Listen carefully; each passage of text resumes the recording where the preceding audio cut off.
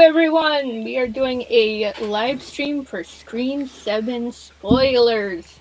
And I feel like we have a mixed bag here, and I think every one of us has a lot to say about this movie. Would you say so? Yep. Oh, yeah. Yeah? Mm-hmm. Okay. I am going to introduce my guests, and then we're going to get right into it. I have Shannon from Talking Star Wars. Hello.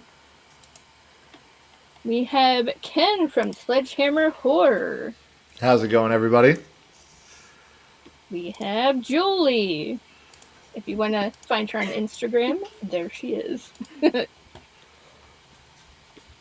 We have Sarah. You can also find her on Instagram as well.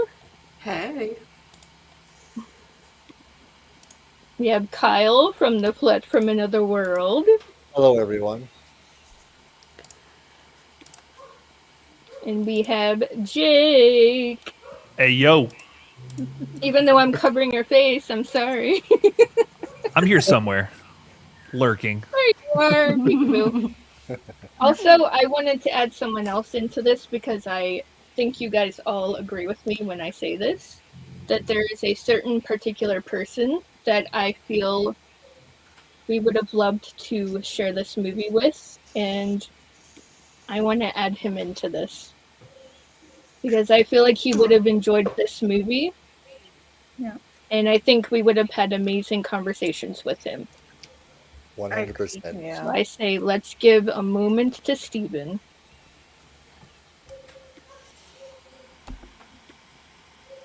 Yeah. So, I thought, for Val, because I asked her what was her hot takes on Scream 7, because she had a lot to talk about. Yeah. I asked her to give me 5 hot takes, and she had some stuff to say. So,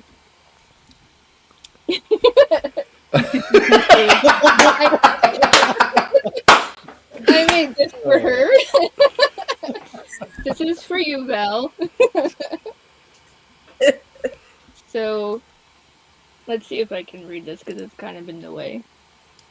Tatum did not earn her final girl status when she said she wasn't like Sydney. That was the most factual statement in the whole movie. Even in the OG, Sydney went badass at the end, taking on Billy and Stu by herself without hesitation. Definitely solidifying Sydney as one of the most iconic final girls. Sam most definitely earned her final girl status as well, especially in 6. Going all protective mama bear for the core 4. Again, without hesitation. Now, she continued on. Now, if they are trying to slide in Tatum as the next final girl in this franchise, they failed miserably at even beginning to set her up for that spot.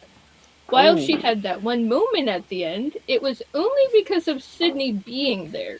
She had the chance to slam dunk her in the final girl spot for this franchise when Sydney told her to shoot Ghostface in the head and she couldn't.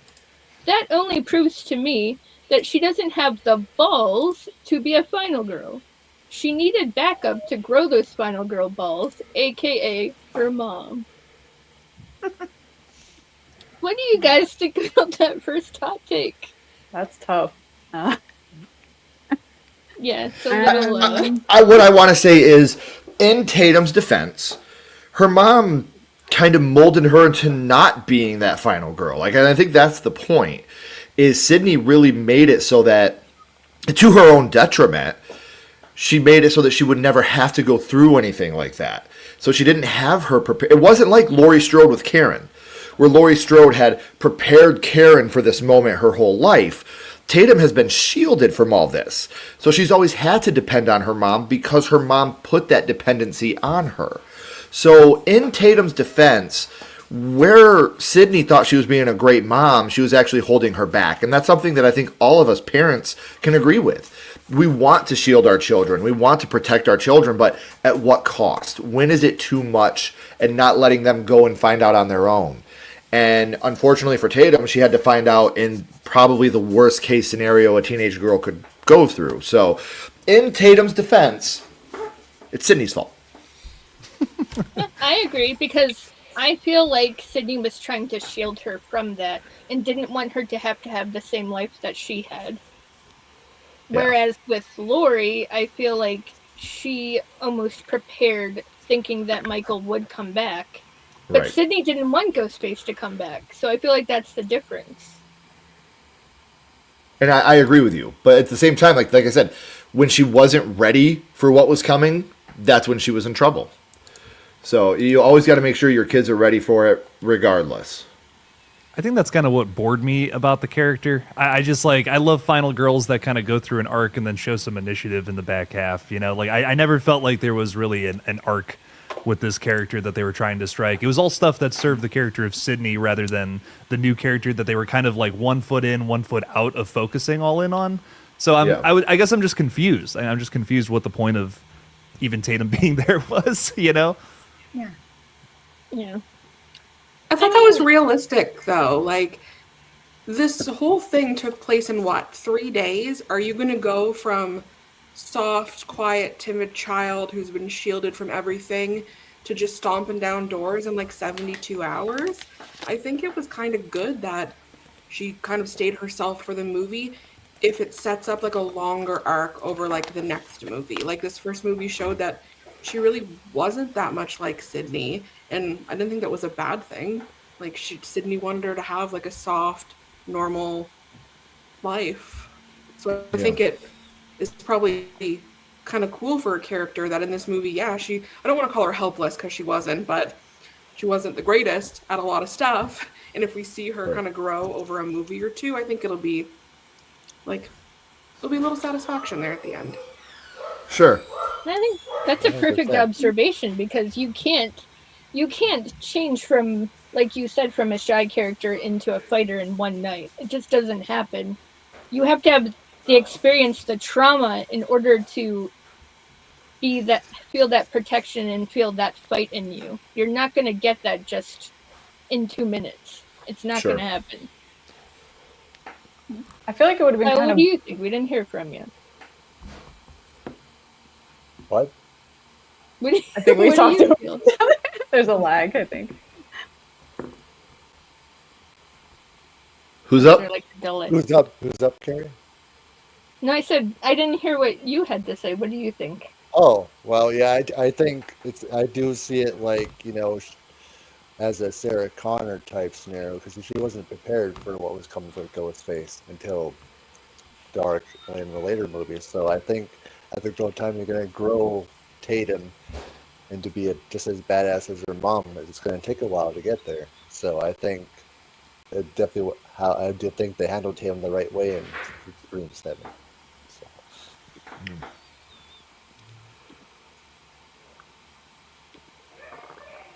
Okay, well, on to the next. I like that she put hoe take, but anyway. This is the first Scream movie. I could have cared less if the characters died. I had zero investment in the friend group, which was because there was zero character development. They were characters used to fill in the space between telling Sydney's and Tatum's story, and just to add kills to the kill count. Just nothing to connect us to these characters at all. No substance to them. What do we think about that? I agree. I think that again, this is just this is not just Scream. I'm talking about everything now.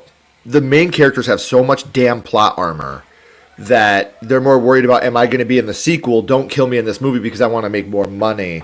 I mean, look at Stranger Things. And that's what this movie did. They brought you in new characters to kill them rather than touch any of our existing characters. Every character in this movie was safe. And that's why, like, the moment where Sydney and Tatum are in the wall and Ghostface is there was no tension. There was zero tension in that moment because I know they're safe. Look at Scream 6 when they had that ladder scene. That's the most tense I've ever been in a Scream movie. Like, I was so nervous and worried at that whole scene. This movie had no moments like that because you know your characters are safe. I know that part 8's going to have Sydney, Tatum, Courtney. I know they're all going to be in it. And they missed a golden opportunity with Courtney. And we talked about this last night on another channel. to make her into an addict that was struggling with everything. And you touched on it for a brief second when she's getting her pills and she's shaking, and like the death and all the loss she's gone through. Like they had such a perfect moment to expand and make. Gail has been stale for like 4 movies.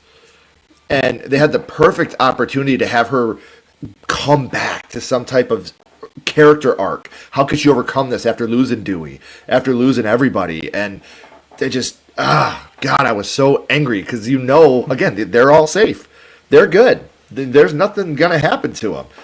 I'm waiting for Sydney to get blown away in a storm and then Tatum to be like, maybe she went off to an island where there's 3 waterfalls and she has a family and everybody is safe after all. Like, it's just like, there's nothing where I feel any type of worry for them. And that takes away from the horror elements to me. That's a big problem I've had with 5 and 6 and 7. There's nothing where I feel scared. There's nothing where I feel anxious for the main cast. That's true. Yeah, I can see that. Did anyone... Okay, so Sorry, Jake.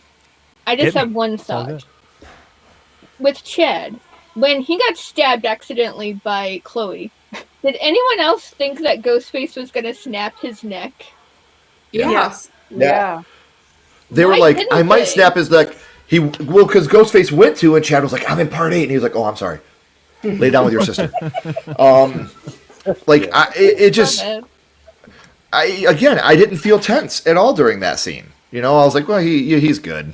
The guy's way too... Which is stupid, because realistically, that dude... What's Chad's real name? I can't think of his name. Mason Gooding? Mason Gooding. That son of a bitch was created in a lab, and you cannot tell me otherwise. He is the perfect human specimen. Like, when I see him, I'm like, this is horse shit. And not only are you that beautiful and that ripped and, that everything, but you've been stabbed 68.5 times and you're still okay. Like, you're amazing. Like, you are beautiful and perfect, and it pisses me off how perfect you are, Mason Gooding. I want to kiss him on the lips. So hard. We all do. Yeah. So fucking hard. Yeah. Get in line. Speaking of which, hey, what's up, bearded? We're just talking about kissing guys on the face. I don't know what happened. I just come into freaking Jake wanting to kiss Mason on the lips. I would want. You know what? Kiss him on the lips. That's what I'm saying. I'm a straight man. Have no problem with the LGBTQ plus community, but I also enjoy art. And Jake and Mason kissing would be in the fucking loo. That's like, the that opening would just scene of Scream 8. I'll tell you, that's already been playing in this movie theater. Okay, it would be better than what they probably have planned. Oh man, so funny. I gotta just say, Val is 2 for 2 with the hot takes, or the ho takes. Sorry, I love it. Right. I just want to say real quickly, my big issue with the cast is that they're the cutest bunch of theater kids, and I did not even remotely think for a second one of them was Ghostface. Like they're all so sweet to each other. They're like, let's protect each other at this bar, and I'm like, none of you are the killer. Right. So I miss the days when we had. Right. I miss the days when we had some Scream characters that weren't all just perfect and sunshine and rainbows. I love Cotton Weary, especially in like 2 and 3. Like, he's this complex character that doesn't exactly have the best of intentions, but is also trying to clear his name. You kind of get it, but he's also going about it in a fucked up way. So I miss characters like that. I hope Scream can get back to that in whatever comes next. Yeah. Cotton was the wild card for sure, because you couldn't tell, because he had reasons to go both sides. He had reasons to be guilty and he had reasons to be innocent.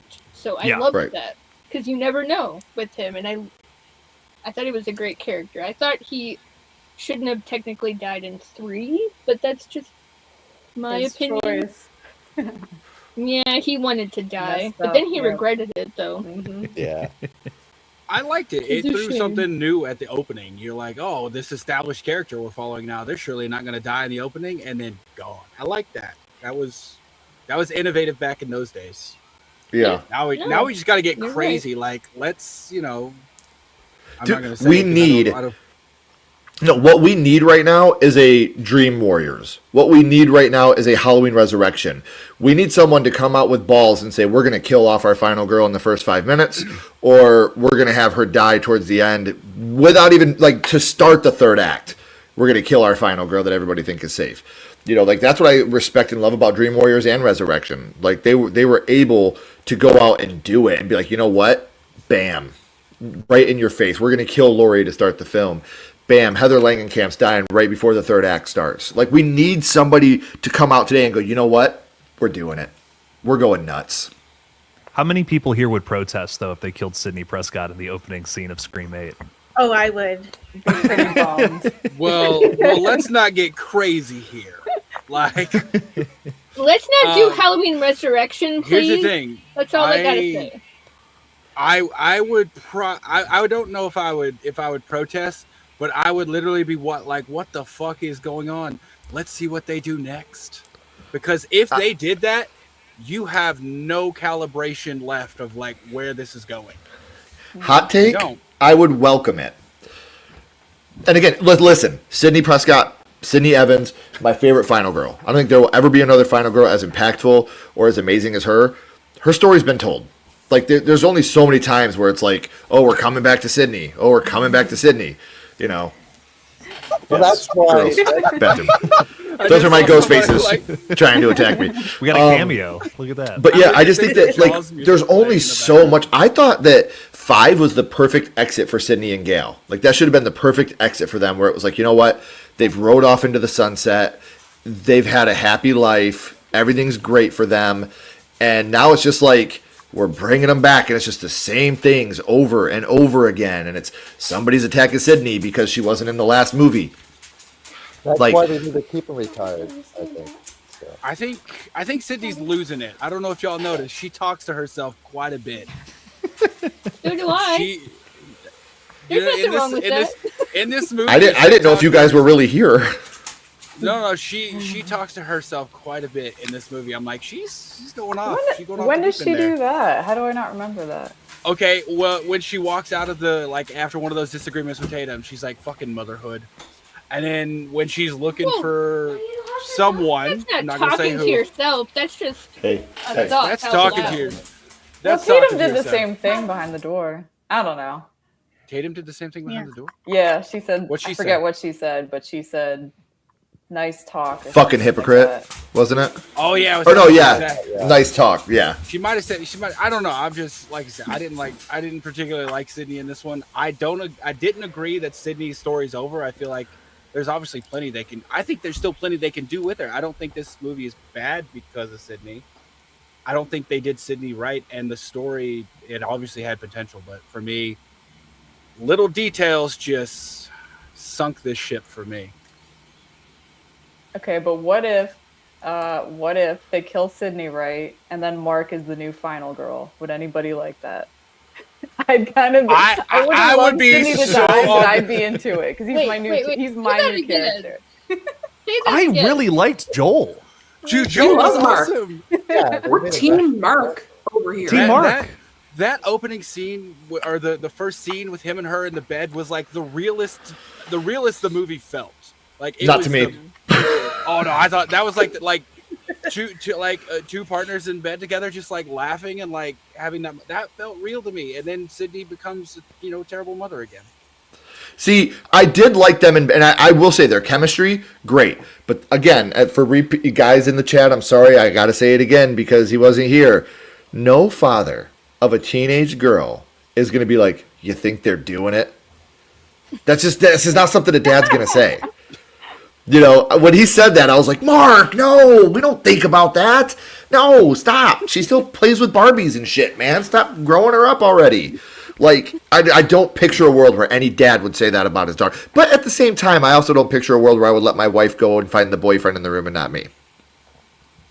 Yeah, it's, I don't know. I think he tries to be the humorous one. He definitely seems like he's the one that's like, he tries to bring levity between these two, like, Stonewall characters. And I don't know. I enjoyed it. I thought that was, I can see him saying it. Because he didn't say it like Chipper at all. He was like, oh, you think they're doing it? Like, he didn't want it to be the case, but hey, a boy just snuck into her room, so that immediately comes to your mind. Like, you can't tell me if a boy, as a father, if a boy sneaks in your daughter's room, that's not where your head is going to be like, I got to stop. Oh, no, my head's going to be behind bars. Exactly, but because of that reason, that's what I'm saying. So Right. I don't know. I didn't hate that. I didn't think it was weird, but I'm not a dad, so I don't know. Yeah, I'm Huh, not. nice try, Julie. Wow. You're not fooling us. Yeah, that sounds like Ghostface talk right there. She's trying to throw us off the scent. Exactly what a Ghostface would say.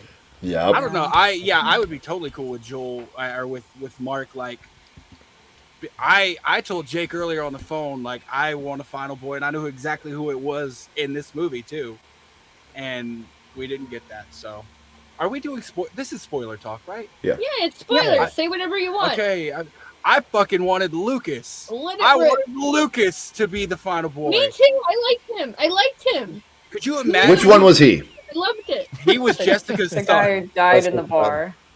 He's the one who was yeah. obsessed with Insane Susan. jawline. Had the gnarly, Yeah. gnarly death in Yeah. the bar. But could you imagine? His mom tries to kill him. He figures out his mom murdered his father, and then he survives that. You know, obviously not the beer tap. We know that's not surviving. Like, he's not surviving that. But imagine, like, they left him. Like, the whole scene, the whole fucking finale is playing out like it is, and like he rocks up at home looking for his mom, and he sees that shit and has to help kill his own mother to protect people. Like, there's your trauma right there. And I think he'd be a great final boy. To be fair, people also think that you could survive getting stabbed to shit and a TV dropped on your face. So maybe he could survive the bar tap. You can survive that, to my knowledge. It's very survivable.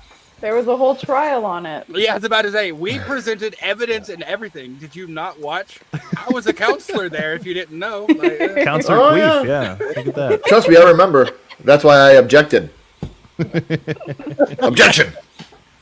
Julie, It's funny. Real quick sidebar. I took my 5-year-old because for those that follow me on social media, you saw me and my 5-year-old. I was letting her watch Scream to get ready for Scream 7, and we took her.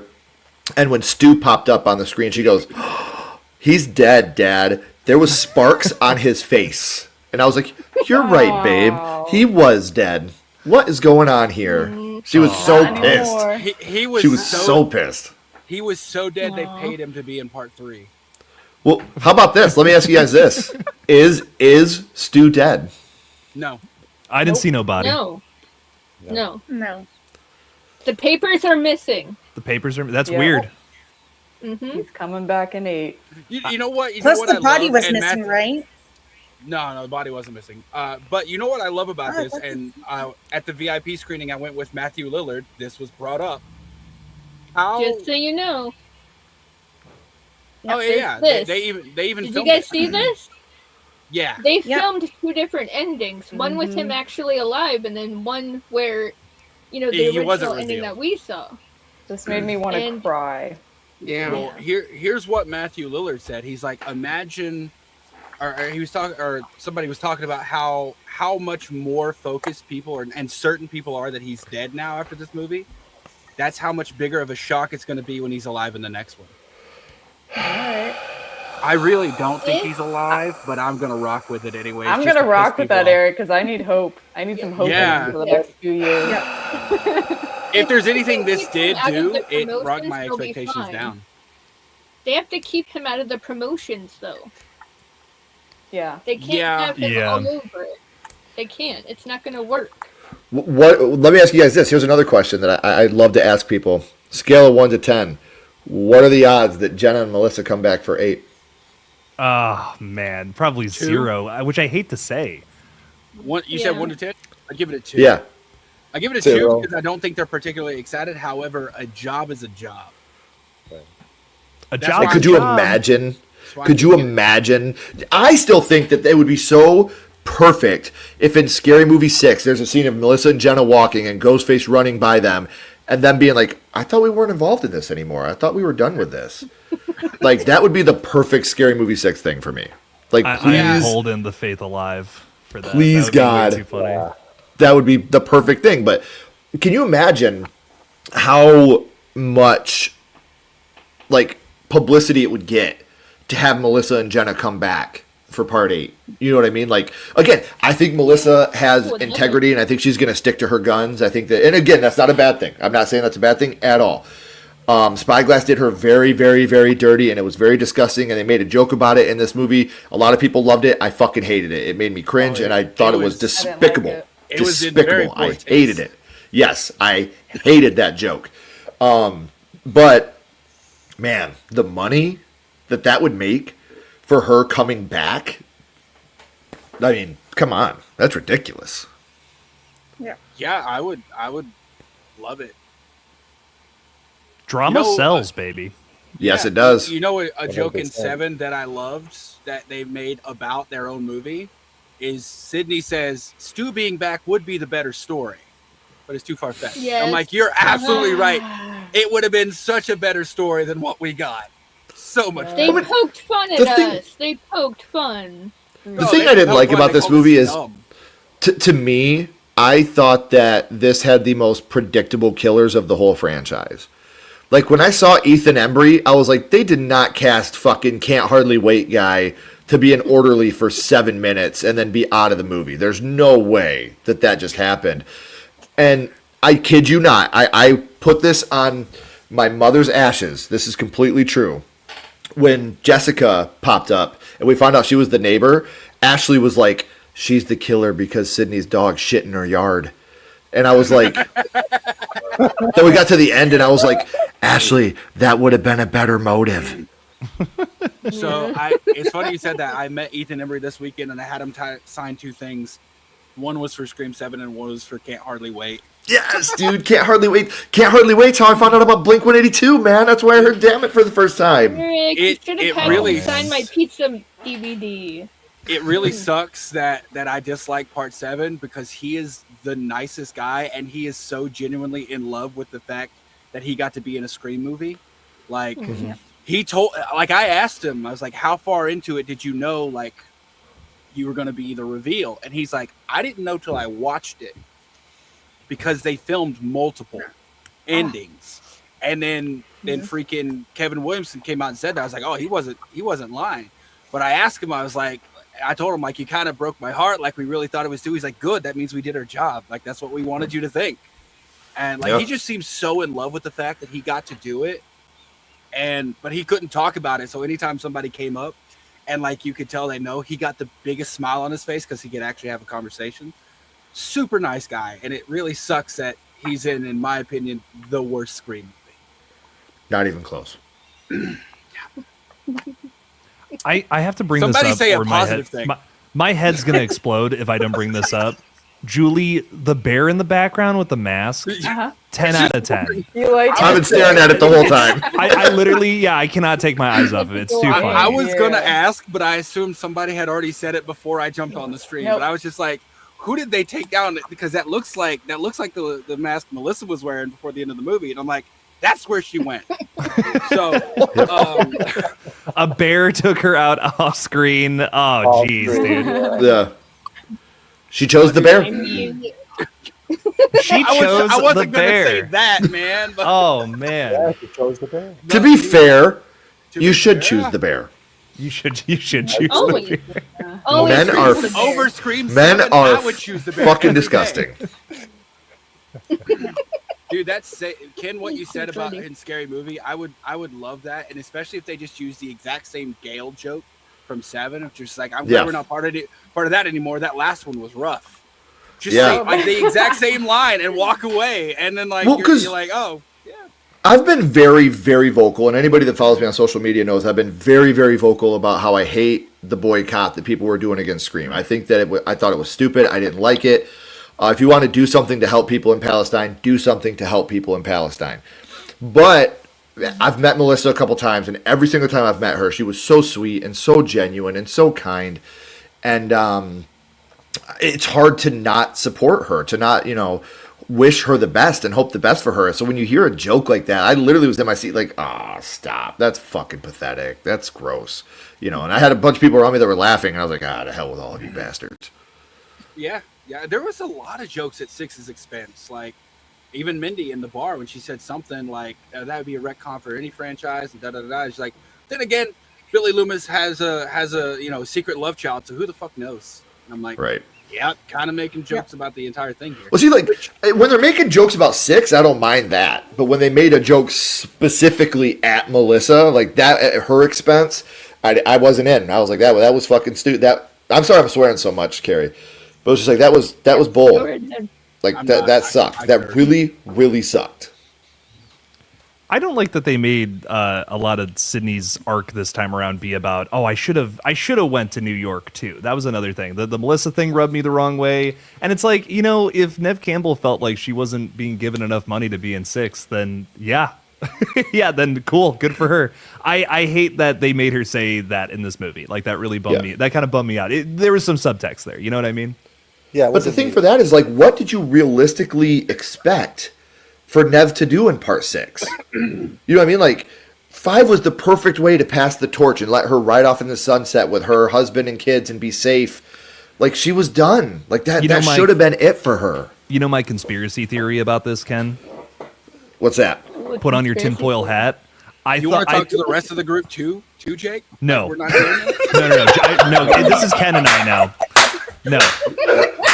Absolutely not. Everyone else leaves. It's cheer We're not going to share with the rest of the group. Sorry, Carey. It's my page now. I'm kidding. We all revolve around him. He is the center of our universe right now. Yeah, that's true. Should I go ahead, Jake? Let's hear your little tinfoil hat theory. So I really think that Gail was supposed to die in 6, and Sydney would have showed up at the end. And yes. Sorry, fiance's taking my credit card. Yes, sounds good. Yes, spend my money. Gail, I think Gail was supposed to die, and I think that Sydney was going to show up at the end and shoot through some doors again. And I don't know if that's a good thing or not. That's what I feel would have happened there. I think she should have died in 6. In my opinion, I think she should have just died. Mm-hmm. She didn't do anything for this new one. She didn't do anything at all. Not really. No. She showed up to get some sympathy, but that's about it. I feel like they missed a huge opportunity to have a good storyline with her and her abuse of drugs now that she's been in all this pain and she's lost Dewey. But again, all of you know, I said like 3 years ago that this movie should have started off with AI, Dewey, calling Gail at the studio. Like, she was given the weather report, and then it was like, and we're going to take calls now. And it was Dewey, and he was like, you let me die, Gail, you stupid idiot, and whatever he says.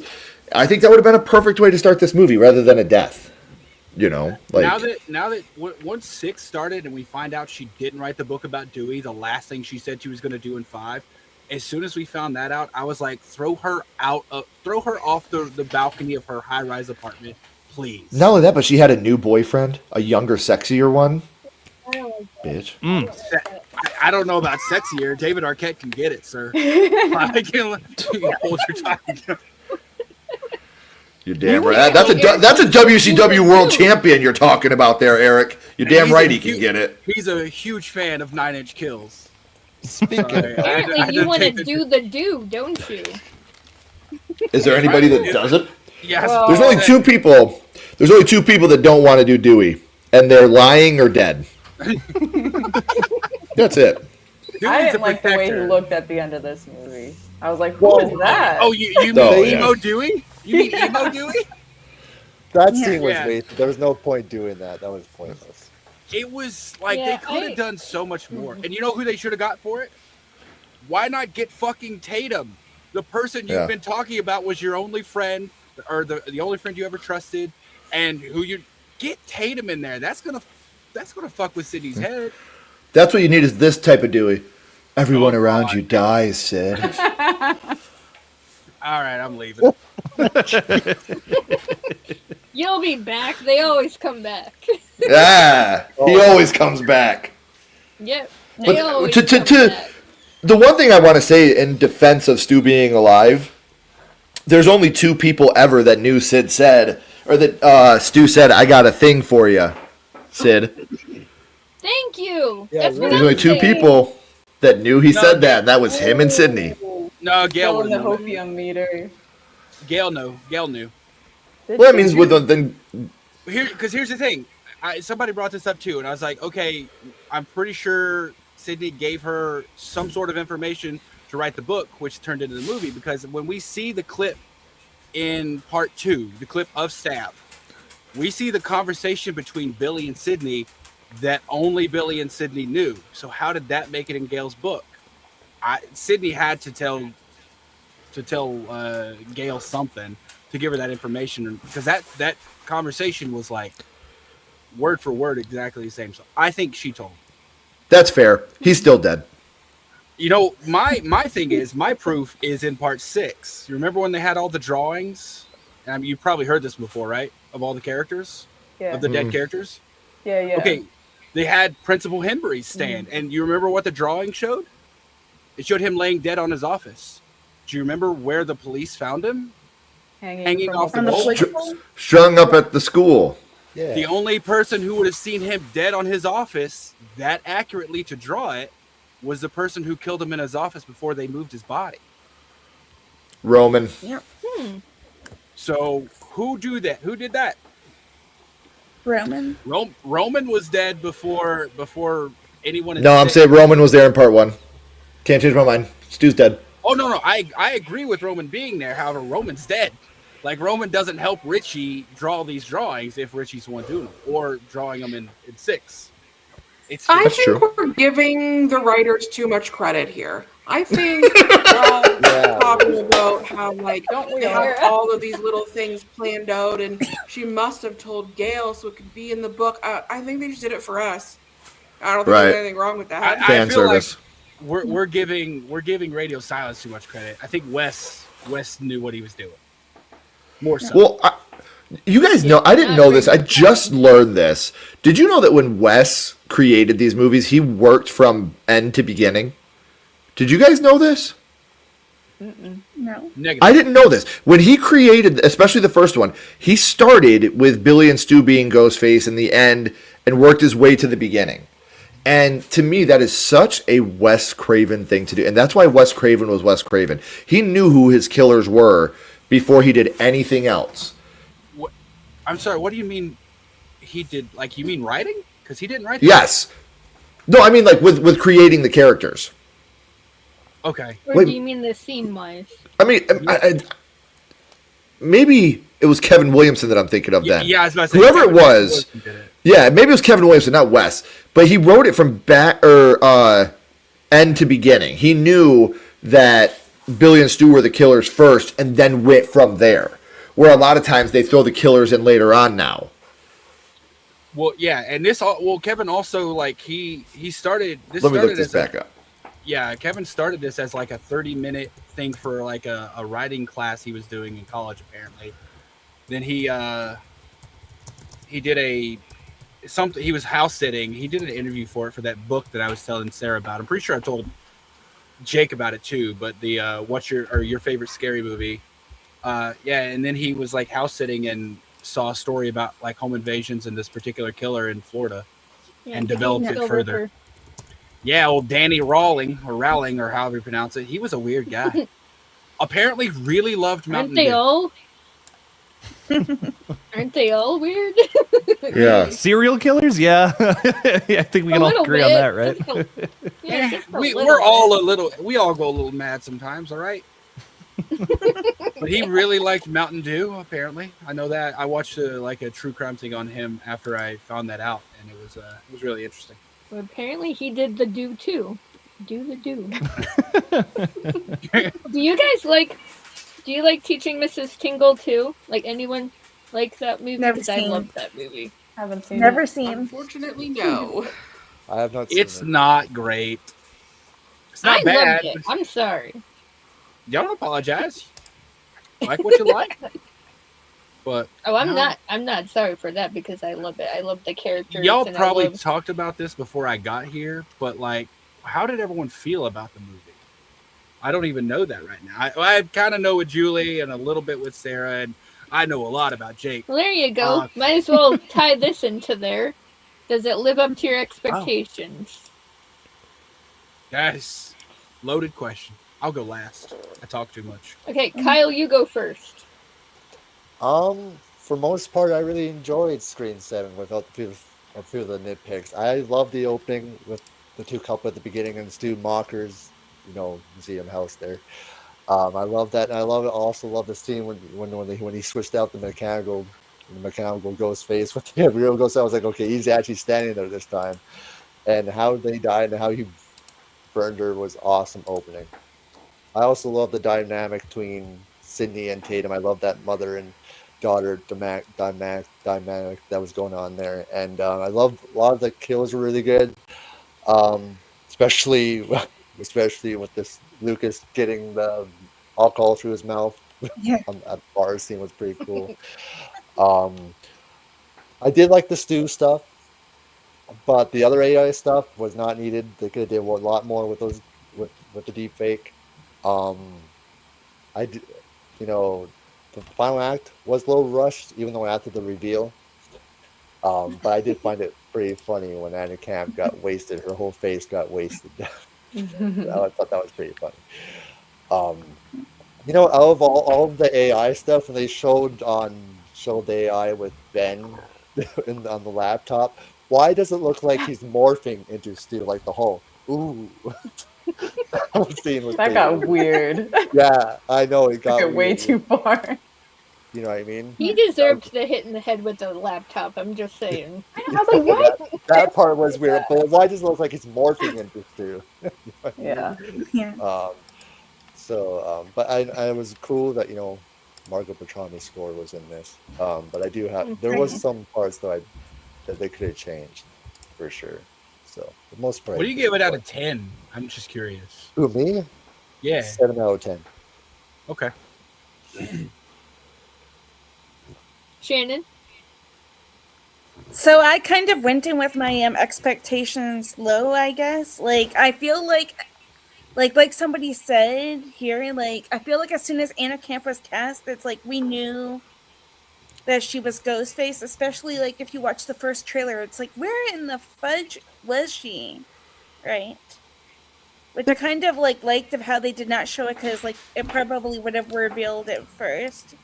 Unless there was, like, some deleted scene, I guess. Right.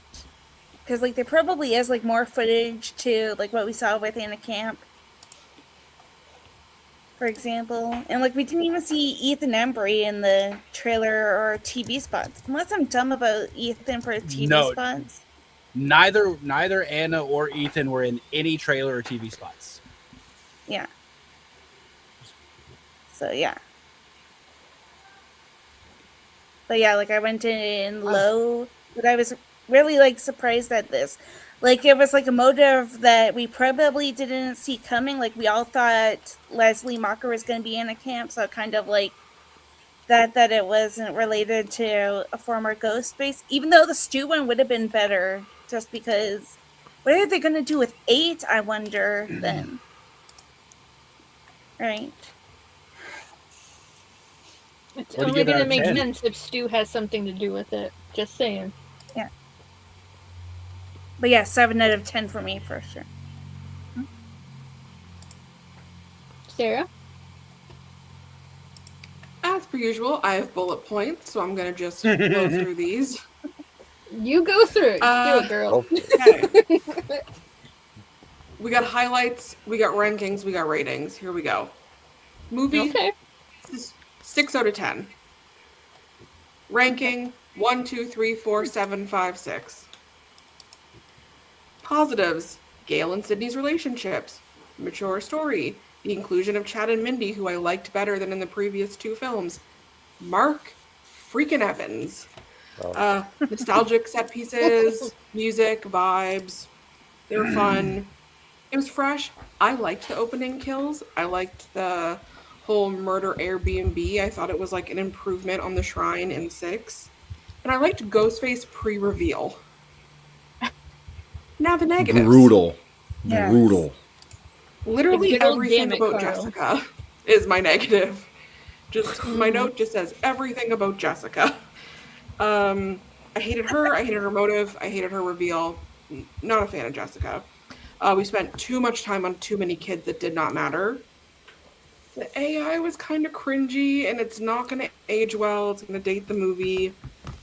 The murder mystery was like kind of weak, and it just needed like more time to breathe. Like in general, we were just doing too much all at once. But like my main takeaway is like I still had fun. Like I'm kind of mid on it, but if like 8 course corrects, I could probably forgive like a lot of sins of 7.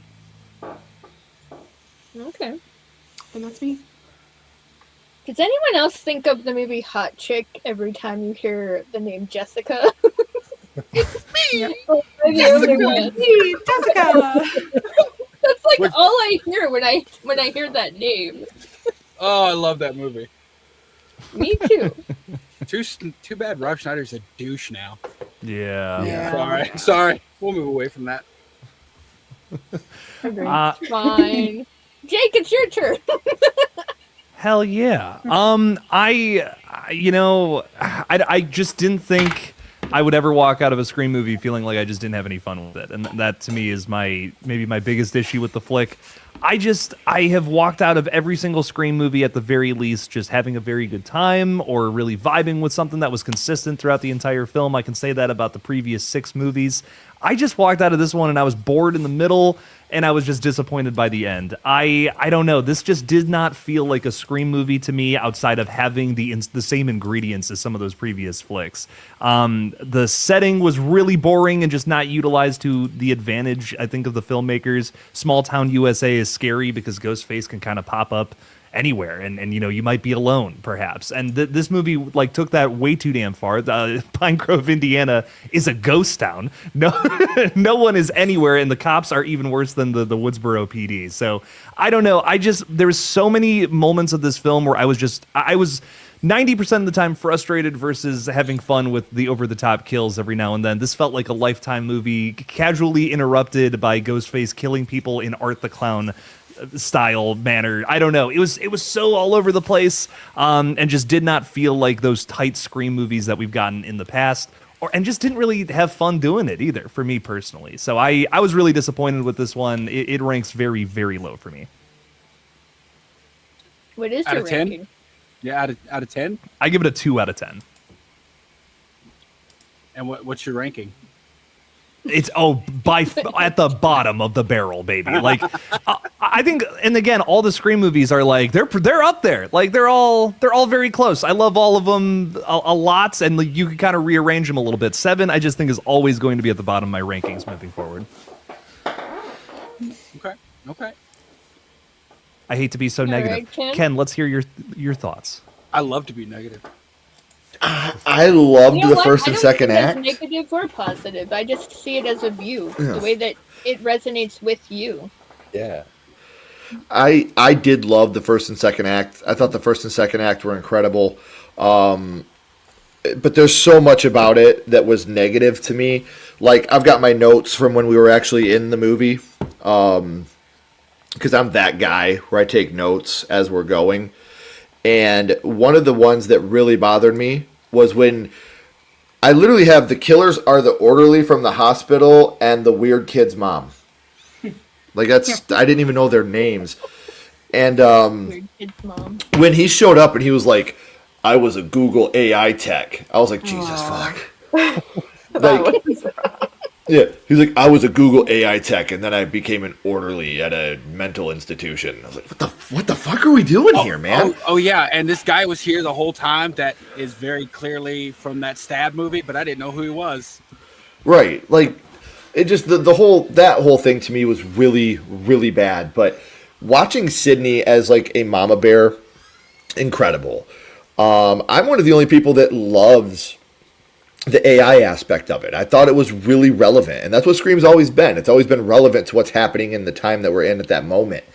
And being ahead of the curve even. Like, look at Scream 4 and, you know, the reveal in that and the motive in that. Like, that was very ahead of its time. And so I think that there's a lot of the AI stuff that I feel like will age well. Maybe it won't visually look as well, but the deep fakes and the AI stuff that we're doing right now that I think is putrid and disgusting. But you can't deny the fact that it's here and it's happening. It's still not the bottom of the barrel for me. I do disagree with Jake on that.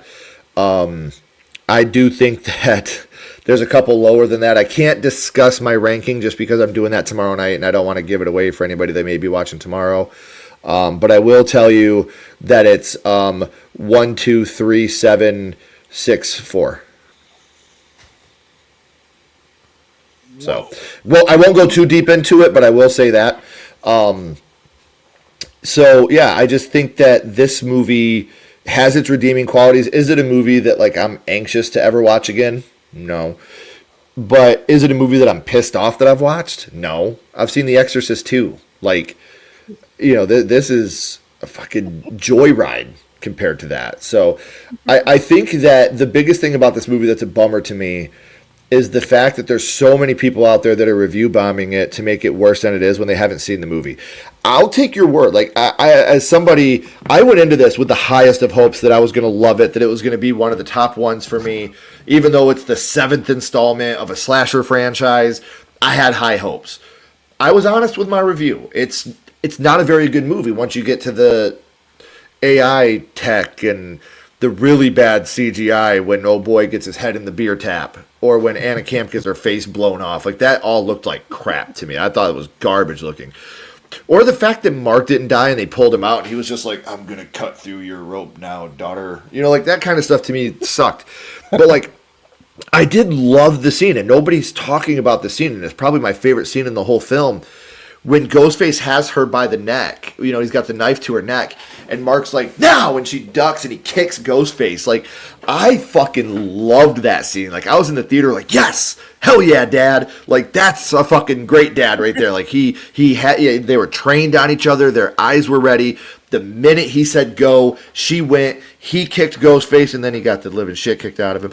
But in that one split second, he was a hero, and I thought that was incredible. I really, really loved. Like I said, that's probably my favorite scene in the whole film.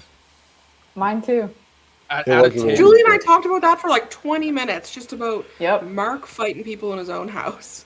Yeah, dude. So Like, good. love that scene. What do you give it out of 10? Well, I gave it a 2 out of 5, so that would roughly translate to what, a 4.5 out of 10, maybe? Okay, 4.5. That works. All right, cool. Yeah. Just wondering. Like I said, I've seen 6 and 4, so I've seen worse. Oh, I get more and more ready to fight every time you say something about 4.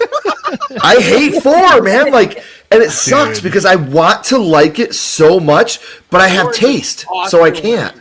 4 is an Oscar love winner 4. compared to 7. Yeah, dude. Oh man. It's not my cup of tea because when I drink tea, I don't like shit in it. So, like, I just can't watch 4, you know? Like, So Julie. I'm heartbroken.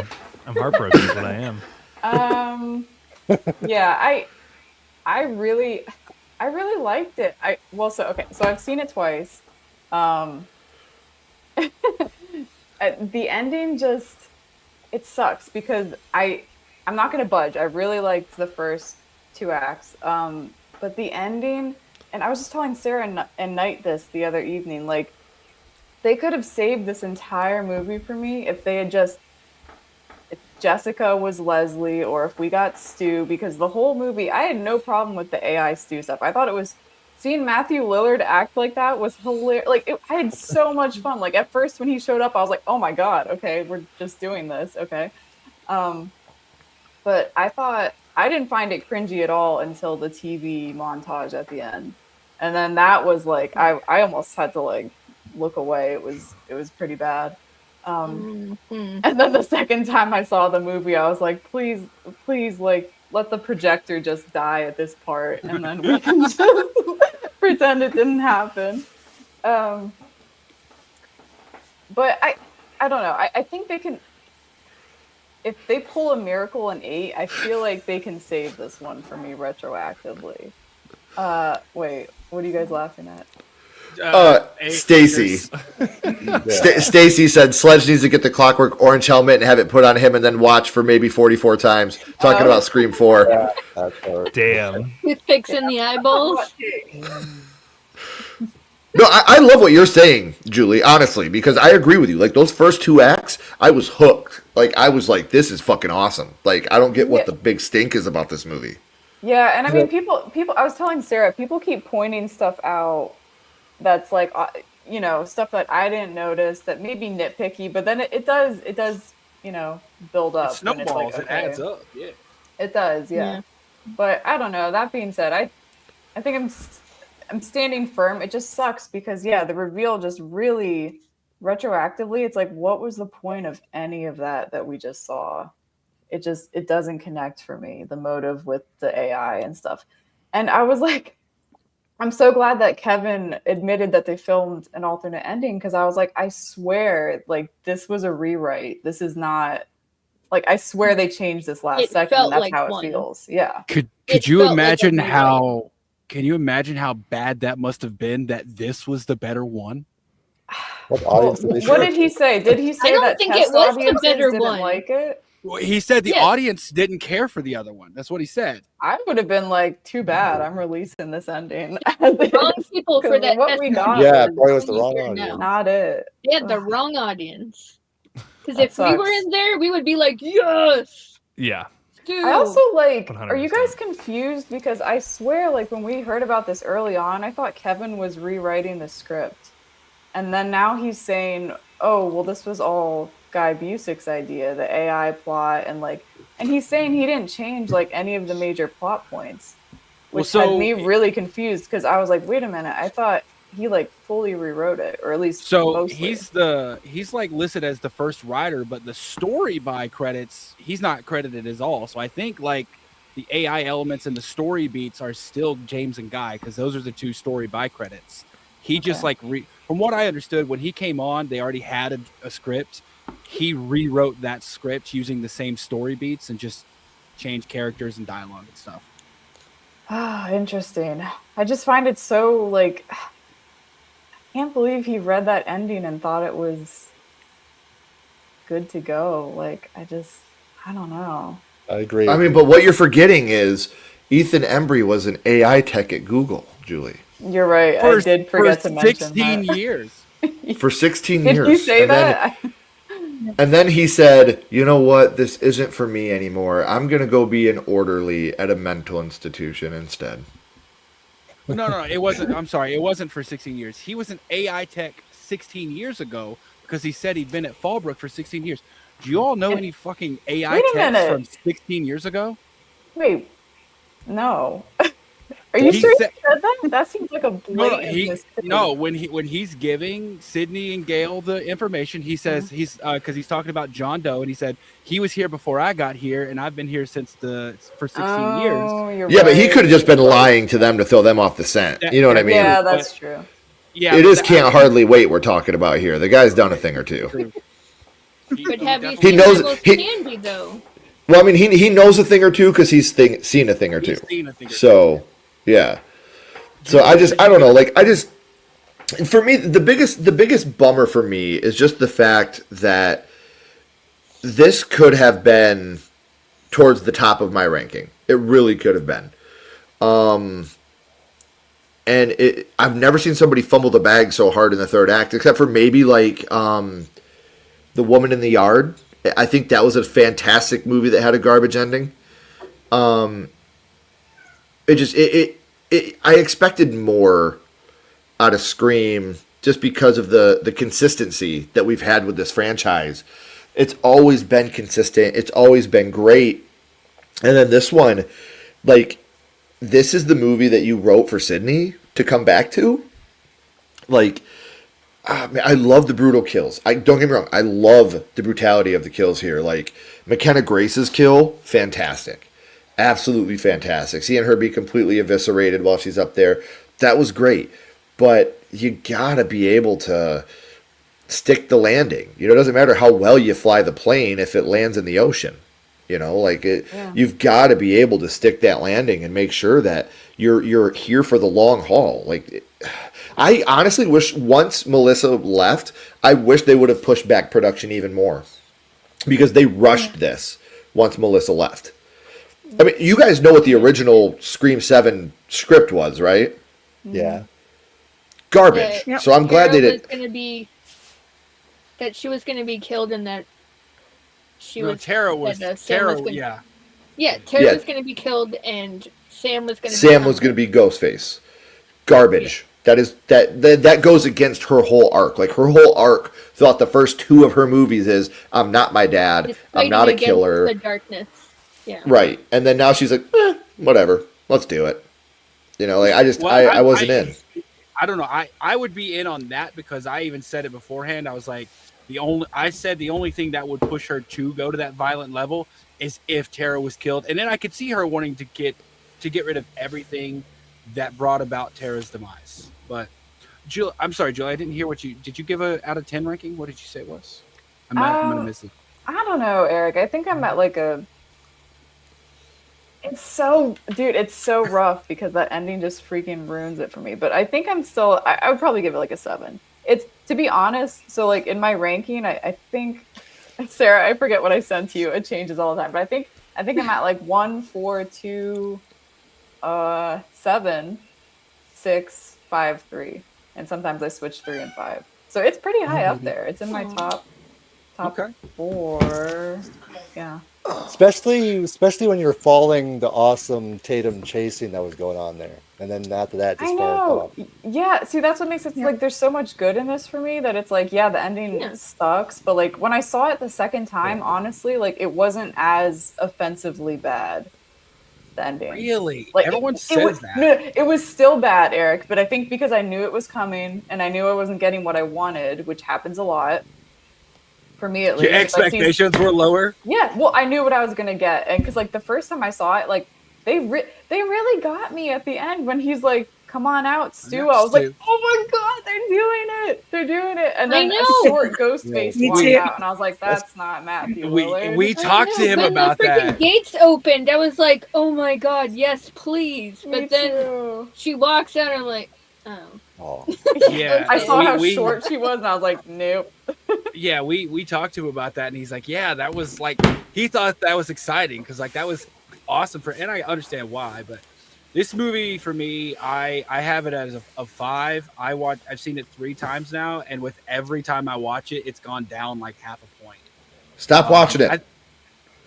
Here's the thing, like I feel like a lot of people went in as like this movie's a 10, and then they're like, okay, well because of the ending, I'm taking a point off, and because of that, I'm taking. I went in with this movie as a 0. Like I paid money to watch this. You're gonna earn points by giving me good things, and like it got a point because of like use of shadows. Like it had great use of shadows, like cinematography wise, like they're in the chase scene and stuff like that. Really like that. The silhouette of Ghostface on the exactly. wall, that was beautiful. It was. I'm so glad they left it in. What about it was in the trailer?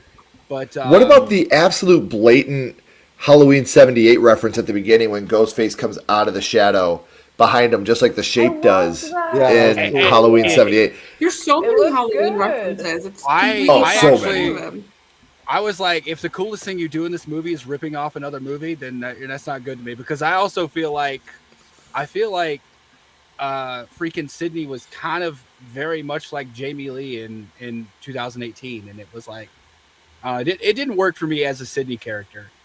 See, but I don't look at that as ripping off. To me, like that's a total homage. Like they were totally paying tribute. I mean, look at Scream since the beginning has been an homage to horror movies. You know, I mean, like, because I had somebody that was like, "Oh, this movie was just a blatant ripoff of Halloween. That's pathetic." I was like, "Have you seen the first one?" Like they do so many shots from Halloween 78 right in the original Scream. And to me, this has always been an homage to horror movies. Like the whole franchise has been. So I love the fact that they came out and were like wearing their influences on their sleeve. I thought that was brilliant. That's so brilliant to me. If you're good, then yeah. But this movie to me just wasn't good. Like if that's the coolest thing you do, you got a problem. And for me, that was one of the cooler things. The kills, like everyone's like really on them, and I'm like, those are great kills for Art the Clown. Like I don't want some long drawn out like Ghostface doing all that noise. Like that's. I don't know. I felt like some people were upset that Ghostface used a gun in part 6. Like Ghostface doesn't do that. Nancy was upset that they used a gun. And then all of a sudden they're like, "Have you seen the kills in this one?" Like, I'm like, "Wait, so you were against the gun, but you're okay." Also, the beer tap kill, they didn't even like. I would have enjoyed it maybe a little bit more if they would have established that beer tap existed beforehand. Like they skipped the first part of the Chekhov's gun and writing. Like, they didn't show us that beer tap. If they would have shown it at the beginning, like her pouring something, I would have immediately known, like, somebody's about to get messed up with that beer tap. You were talking about the gun? People that said that made me laugh. Dude, watch the first fucking movie. Like, Billy and Stu have a gun in the whole third act. Yeah, they take who did they take? This means like the shotgun. I don't know. Maybe to people the shotgun seems more visceral. I don't know. I loved it. I thought it was so He cool. looked badass with a shot. Yeah, Mrs. Loomis and Mickey had a gun. Like, they all use guns, man. Like, that was when people were like, they use a gun in Scream 6. I was like, here's what's crazy. They also wear a ghost face mask. Yeah, like they're doing the same thing they've always done. Yeah, I didn't have a problem with it, but like I said, what I was getting at is people who had a problem with Ghostface using a gun are some of the same people who are like, the kills in this one are so crazy and inventive and great. And I was like, so you're against a gun, but like a beer tap through the back of the skull and then blood and beer coming out the mouth, that's cool. Like, I don't know. For me, it felt more at home with like in a Terrifier movie. And so I honestly, like, I didn't really care for that, like that kill. The characters we spent all, like, we had this meeting of suspects like we did in 5 and 6. The killers weren't even there. That was such a waste. Like, let's gather the suspects. Yeah, they were both in like one scene each. Like before she was in 2. Yes, Jessica was in 2. Yeah. And then Ethan was in 1. Like the murder mystery for me wasn't even there because and yet there people was are nothing... mad at Roman and Mickey. Just saying. What do you, I don't. This Mickey was at least around the freaking like characters. Like we never, as far as I know, we never even see a scene between Tatum and either of the ghost faces. Well, I'm pretty sure that Jessica in this movie has more screen time than Mickey and Mrs. Loomis did in part 2. Not Miss Loomis, yes, but not pre-reveal. Not Mickey, not pre-reveal. Because somebody came out and said Jessica has 17 minutes of screen time. They're including post-reveal. Okay. Which, in terms of murder mystery, that doesn't count. Like we're talking about the ability to solve who's committing these acts by the people we see in the movie. She's in 2 scenes. The scene with her and Sydney at the coffee shop, and when Gail comes up and starts talking to Lucas, her son, and like kind of like questioning him.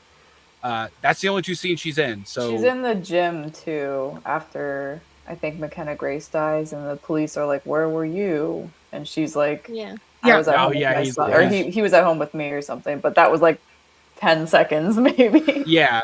Have you seen the clip of her on her phone while she's in the gym and she's working her legs out? Have you seen that? No, what the hell is that? There's apparently I'll try to find it. I'll put it up on Instagram tonight so you guys can see it. But there's this thing where she's like working her legs out at the gym and then she hangs up a phone. And I was like, could you imagine if she was just doing Pilates? Like, hello, Sydney. Couldn't help but notice your daughter is at the... You know what I mean? Like, I think that would be fucking hilarious. Was that a deleted scene? Or Look, I will... Uh-oh. I will find it. Okay. Yeah, please do. I don't know. I gave it a 5 out of 10. The ending, not only was it like the motive was awful, the reveal was terrible. And do any of you know what the plan was? Like, what was their plan? Because they needed, with that motive, they needed to get Tatum out of it. Yeah. They needed Tatum to live because that trauma cycle has to keep going. So in order for that to happen, she's got to live. Do they think they're just going to cut her loose and be like, all right, go forth and live your trauma. We're going over here. Please write a new book. They made it seem like Jessica was going to like almost adopt Tatum. Like in my opinion, that's like what they were. What do you mean? Like how is she not immediately going to the? What is she? How did they not know she's immediately going to the cops, or as soon as she gets a gun? She's not going to think person that who way. Just killed. I kind of took that way. I didn't think of it the first time I saw it, but the second time I was like, okay, maybe Jessica's okay with Tatum killing her, as long as like she's like, okay, I did what I was planning to do. I made a new Sydney or whatever, and that's gonna live on past me, even if this girl kills me right now. But like, still mission accomplished. I don't, like, it's stupid. I know it's stupid, but I'm just saying that's. Well, her whole thing was she needed copium. Sid. Yeah, her whole thing was she needed Sydney, and Sydney needed that trauma. And now she's saying, I don't need you because I need to make the new you. But she needs that, so I don't like. She's. Yeah, it doesn't. you're right. I don't know. It doesn't make any sense. Like, Kind it's of so all falls nonsensical. apart.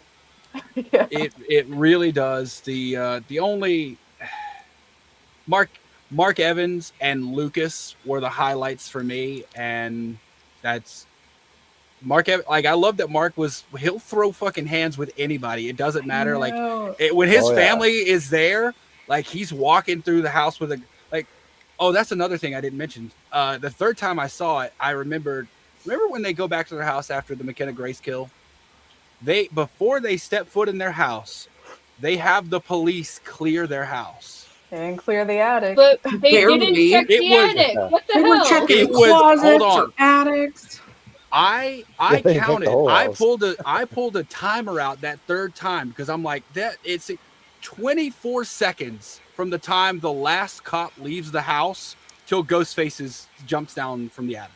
24 seconds. That's the most useless police clearing I've ever seen in my freaking life. Like, Yeah. that scene didn't even need to be there.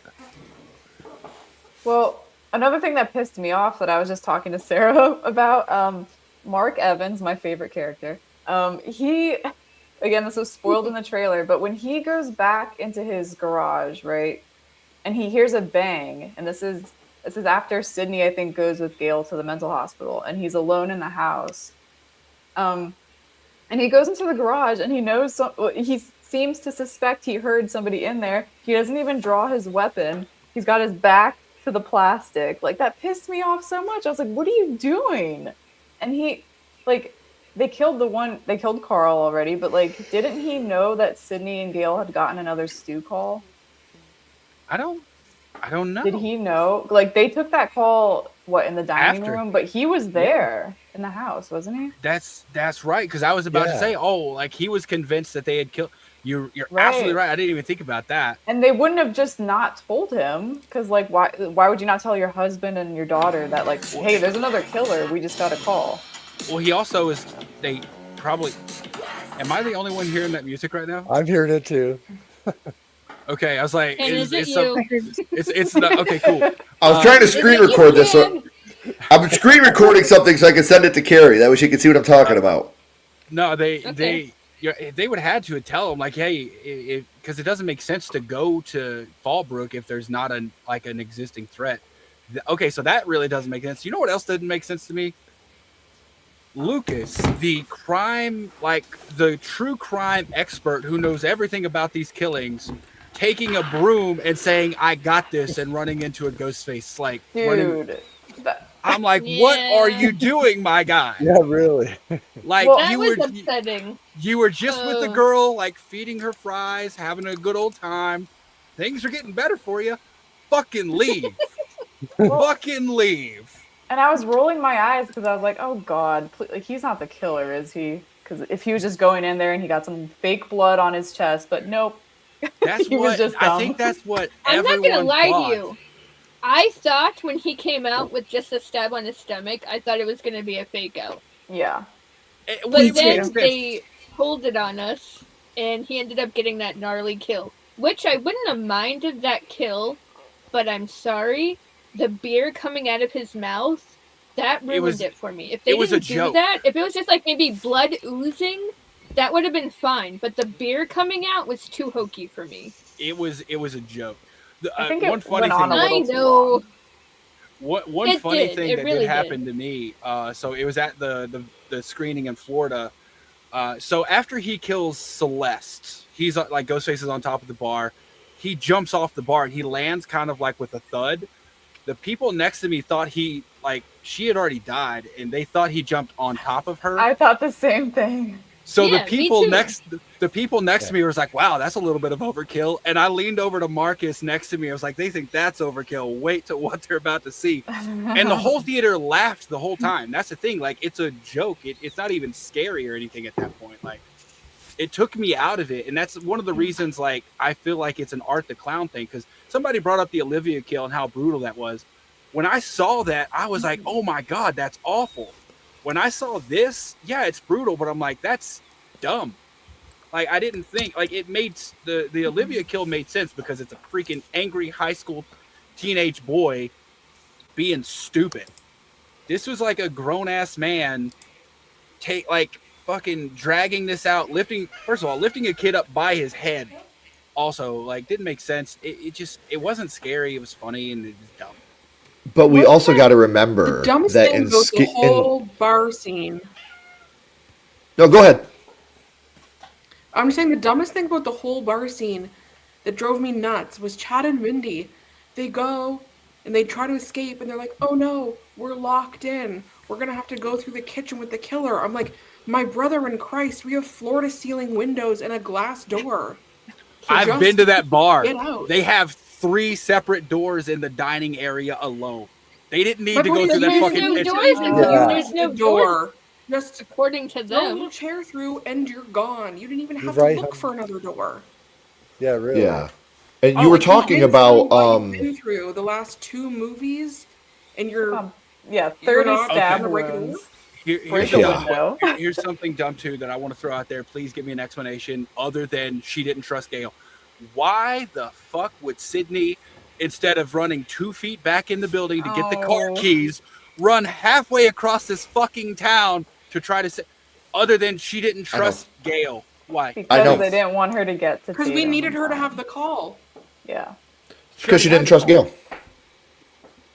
Get Gale's keys and leave her there. You know what it would have set up? You know what it would have set up perfectly? If Gale would have refused, have Sydney punch Gale again, and then have Gale fucking be like, again with this? But Gale's so comatose on pills and pain, she wouldn't have even felt it. See, we're focused on 2 different things with Gale. Like, I can't believe how differently we've interpreted Gale in this.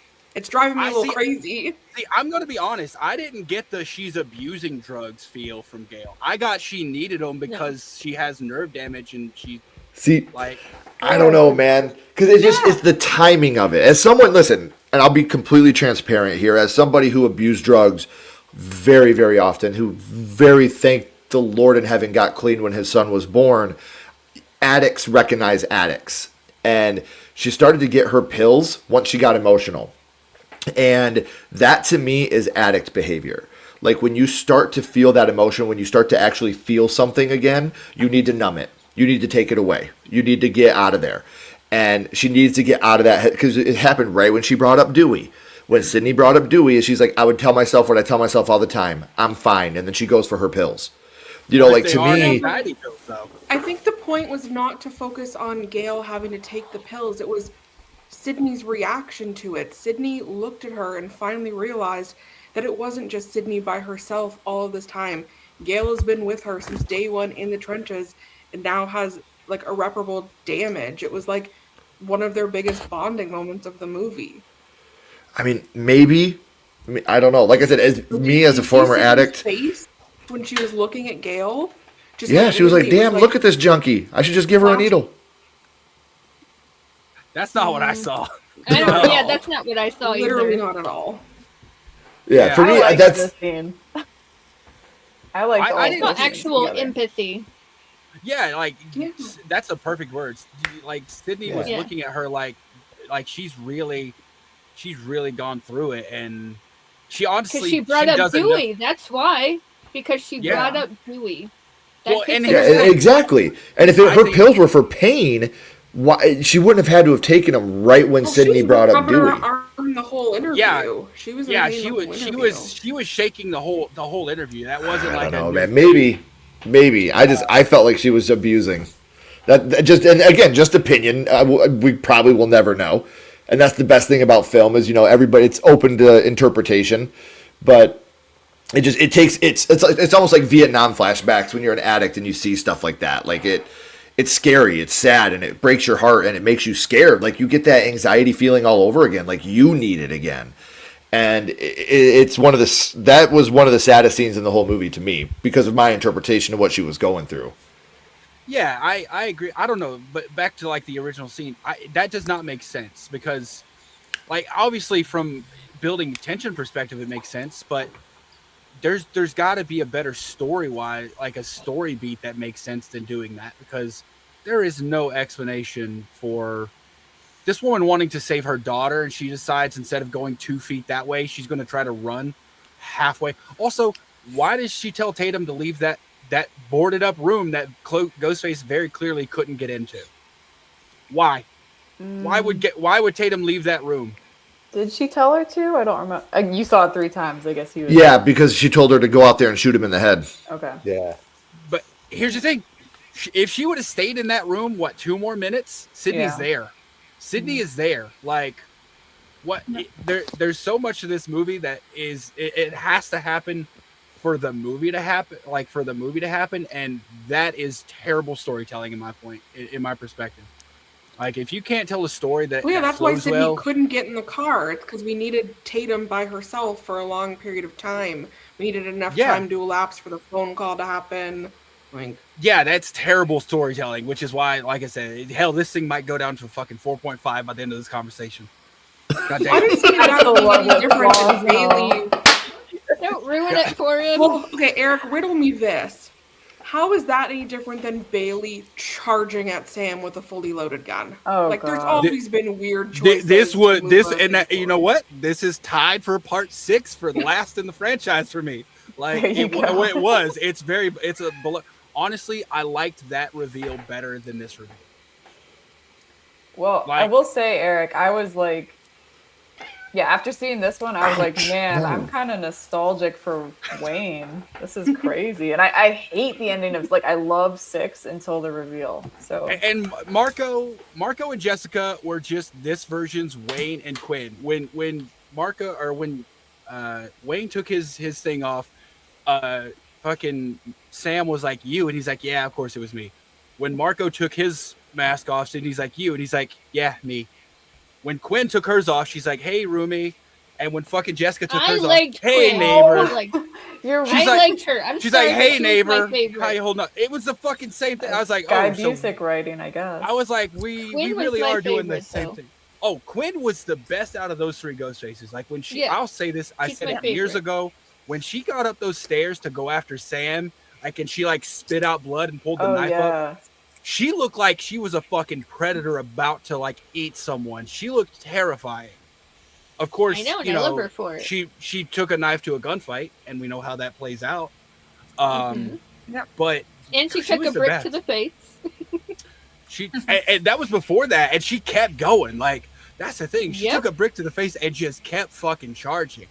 Oh, and she lost teeth, which thank God, because something that pissed me off, and I know this has like always been an issue, but the amount of times that somebody smashed Ghostface in the face with like a metal object, like a fire extinguisher or something, and there was no broken nose, no missing teeth, no bruising. I was like, come on. I know they always do that, but it was like really obvious in this one. Scream 2, though, they showed Mickey with a gash on his forehead. True. Yeah, I will say that. Yeah.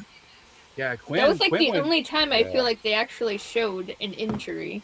I mean, this was like the panic room scene when Sydney just like boom right in the nose, and I can't remember if Carl had any damage. Right back up like Michael Myers. Carl didn't. They take the mask off, and he's just like perfectly fine. Okay, yeah. Yeah, I know. That was also very, very Scooby-Doo when they ran him over. I liked it. It was the line was a little cheesy that Gail says, but I loved that he got run over. Like Mark was not giving up. I loved when Mark like fucking like just runs and spears him and picks him up, and like Mark was so good. He was so good. Like I came out of the theater like I don't want to.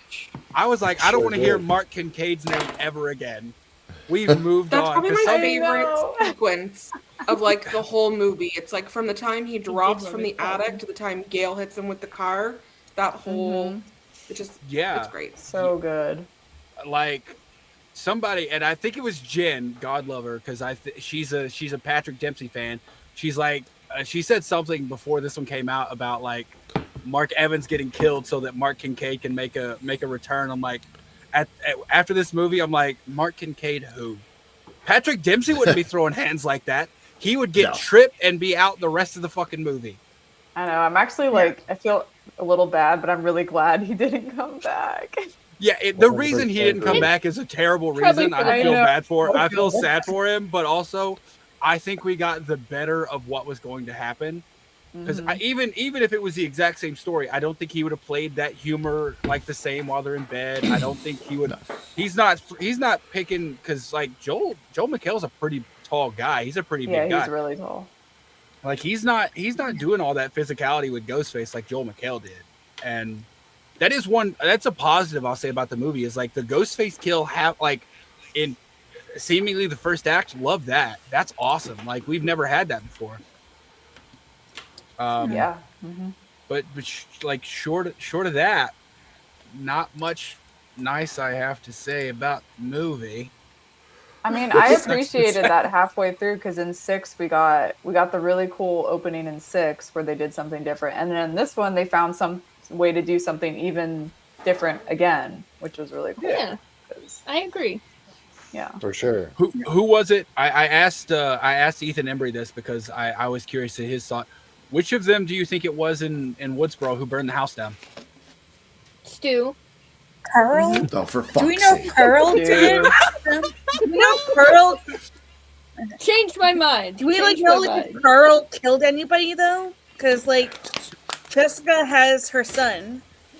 Like would Marco, Ethan Embry's character, would he have had time to drive though to Woodsboro?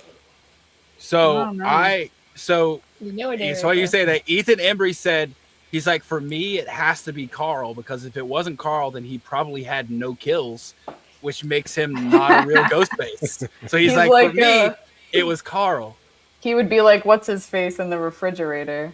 Oh fuck, that guy's That's right. Greg? Yeah, Craig. It was Craig. Greg. Freaking Greg. Greg. But yeah, because like I thought like Marco was still alive during McKenna Grace's kill, but I don't know if it would have been like if Marco would have been the one there because I doubt he would have known his way around the costume shop and all that because we see Ghostface down there like very briefly behind her before he goes up and like starts moving her on the lighting board. I think that was more than likely Jessica there. Can we also talk about this is the first, and correct me if I'm wrong, this is the first time in a Scream movie that we had a red herring be a killer?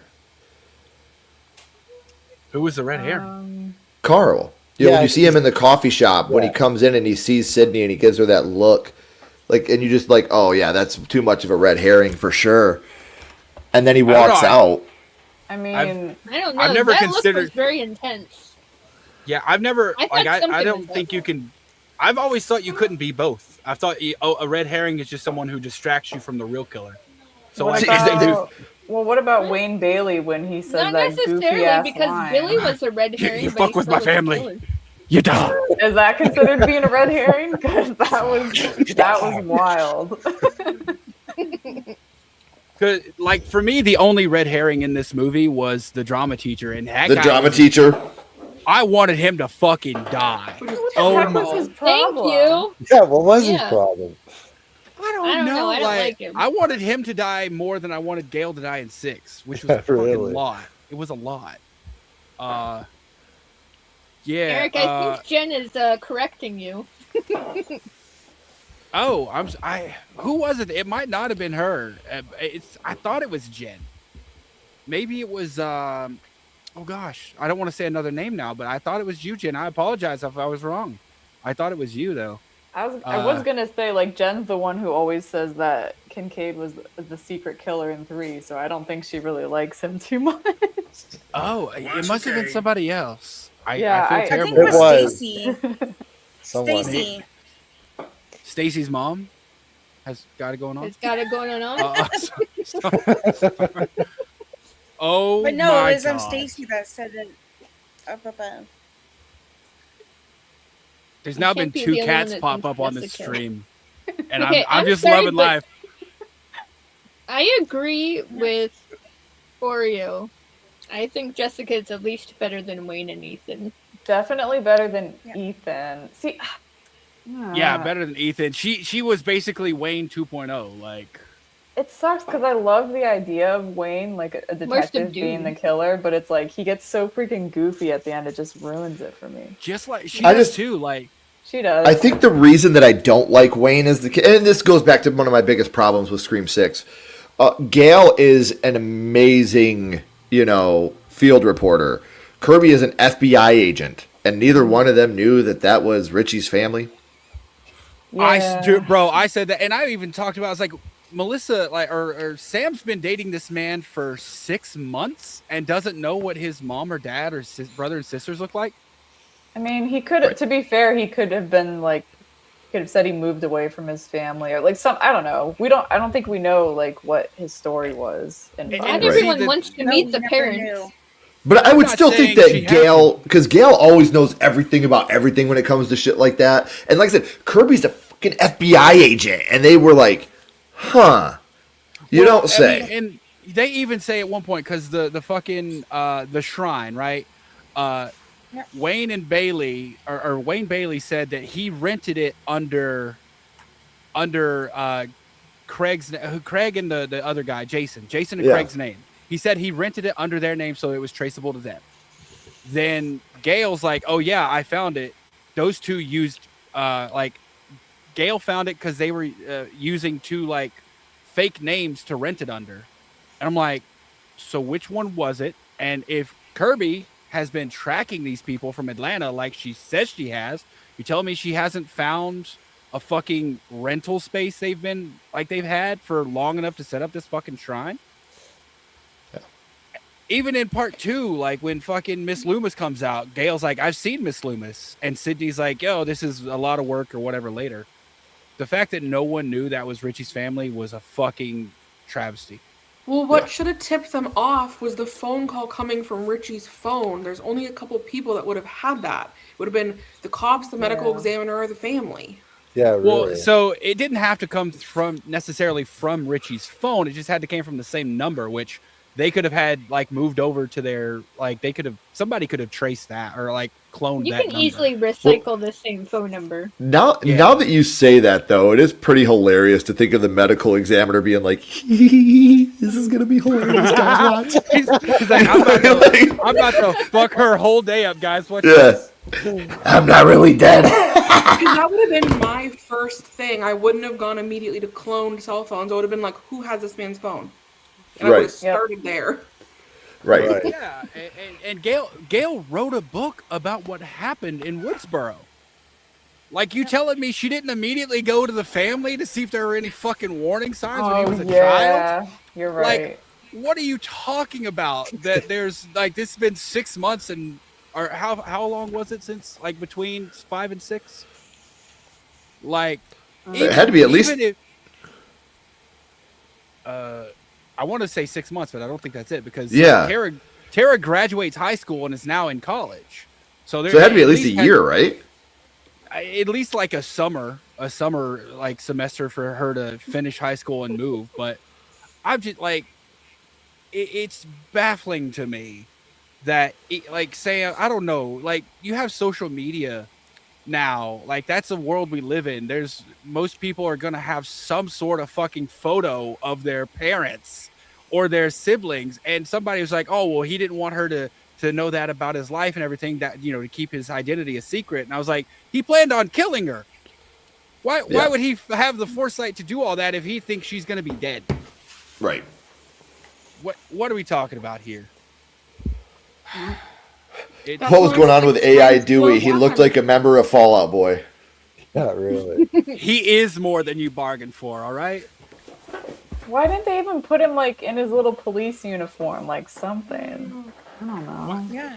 And like I don't know, like it was just a weird altogether. I don't know what that was supposed to be. It should have been just another. Oh, sorry. You know another thing that fucking my theater just laughed at like every time is after the AI calls when he like goes to turn it off and presses the button, like you see him like that, like all angrily. See, I kind of like that. Right. I thought it was hilarious. Like it was funny. Like it was hilarious, but I'm like, it just kind of took me out of the scene. Like especially because like he says something like devious, like "It's showtime, bitch." Click, and like he looks like an old man. Like, let me find the button. Okay. I don't know. thought I it was think it hilarious. is like that's something Stu would have done if Stu was alive. Maybe that's what the at this TV time. did to him, you know? Mhm. Just thinking. Maybe. Oh, and one line I did love because I actually loved AI Stu when he said she was like when Gail shows up. It's like he brought in this old hack, and he's like, "Oh, you were fired from your station." She's like, "I wasn't." It was the joke about Melissa. Mm. And then Stu, without missing a beat, goes, "Don't care, not even a little bit." Yeah. I laughed so hard. Or We See, like, had I a have- lot of fun with that. I have an We had a lot infinite of fun. amount of respect for Matthew Lillard. Just a real quick story as to why. We were at Horror Hound a couple years ago, and his line got capped. And he found out his line got capped, and there were people at the end of the line that weren't going to get to meet him. So he literally was like, "Hold on a second, guys." And he got up and he went to the end of the line and hugged everybody and shook their hands and did the Shaggy voice for kids. Wasn't making any money off it. He did that just so the people that weren't going to get the chance to meet him still got the chance to meet him. And so after that day, I was like, dude, I will always, forever and forever love and respect this guy, because he could have been like, hey, con rules, that's out of my control. But he knew that there were some kids there that may not ever be able to meet him again. So without making any money, he just went and did amazing things for these people. So So cool. he did that. Yes, like there's 3 things he did like similar at the con I went to this weekend. He did that exact same thing on Sunday because they capped the line at like 4, even though the con didn't end until 6. But he did the same thing. He refused to leave his line for food, so he would literally he would sign an autograph, shake hand, go take a bite of food, and stay there the whole time. Aww. And during the Screen 30th anniversary panel, there was this one kid who you could tell had a developmental disability in some way, and everybody comes up to ask one question, and he just kept wanting to ask questions, so he asked 2, and then for he goes to ask a 3rd, and Matthew comes up, he's like, "Hey, come over after and find me, and I'll answer any question you want. Let's let the next person answer." So he literally went and stood next to this dude for 10 minutes after and answered every question he had while the other people could get a line. So he still got his questions answered.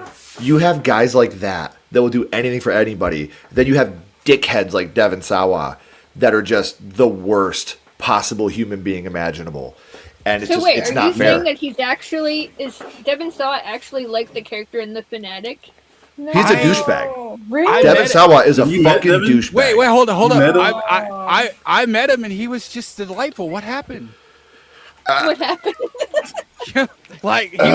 He was so nice to me. How much time I've you got? only heard like It lovely was that things. falling brick. The falling You having a brick bad did, day? I think. Oh, I am totally. Oh, I'm gonna even put it in the chat just to let you know that I'm serious. And I heard the same thing about Emma Roberts, right? That she was like a diva and she was just rude. She was so delightful. She was so delightful at this con. She was so happy to meet everybody and answered everybody's questions really nicely and had huge smile the whole time. She was just delightful. I don't know. I guess I didn't have the same experience. Team Falling Brick, baby. I root for the brick. That was the worst retcon, or not retcon, but that was the worst in between. Next to I thought next so to too until I Jamie met Lee. him. One, we had a really bad experience in person, so I could talk about that just because that's my story to tell. He was cool to me. He was really cool to me. Cut my wife off in the middle of a sentence. She went to finish the sentence. He said, "Hey, hold on," and put his hand almost right in her face.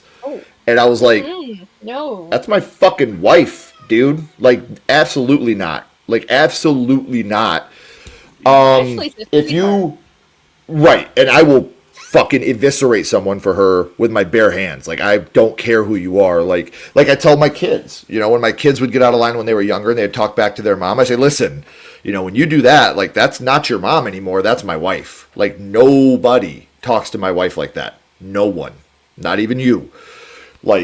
And then if you critique him in any of his movies, he just will shit on you. I'm not going to put anybody out there.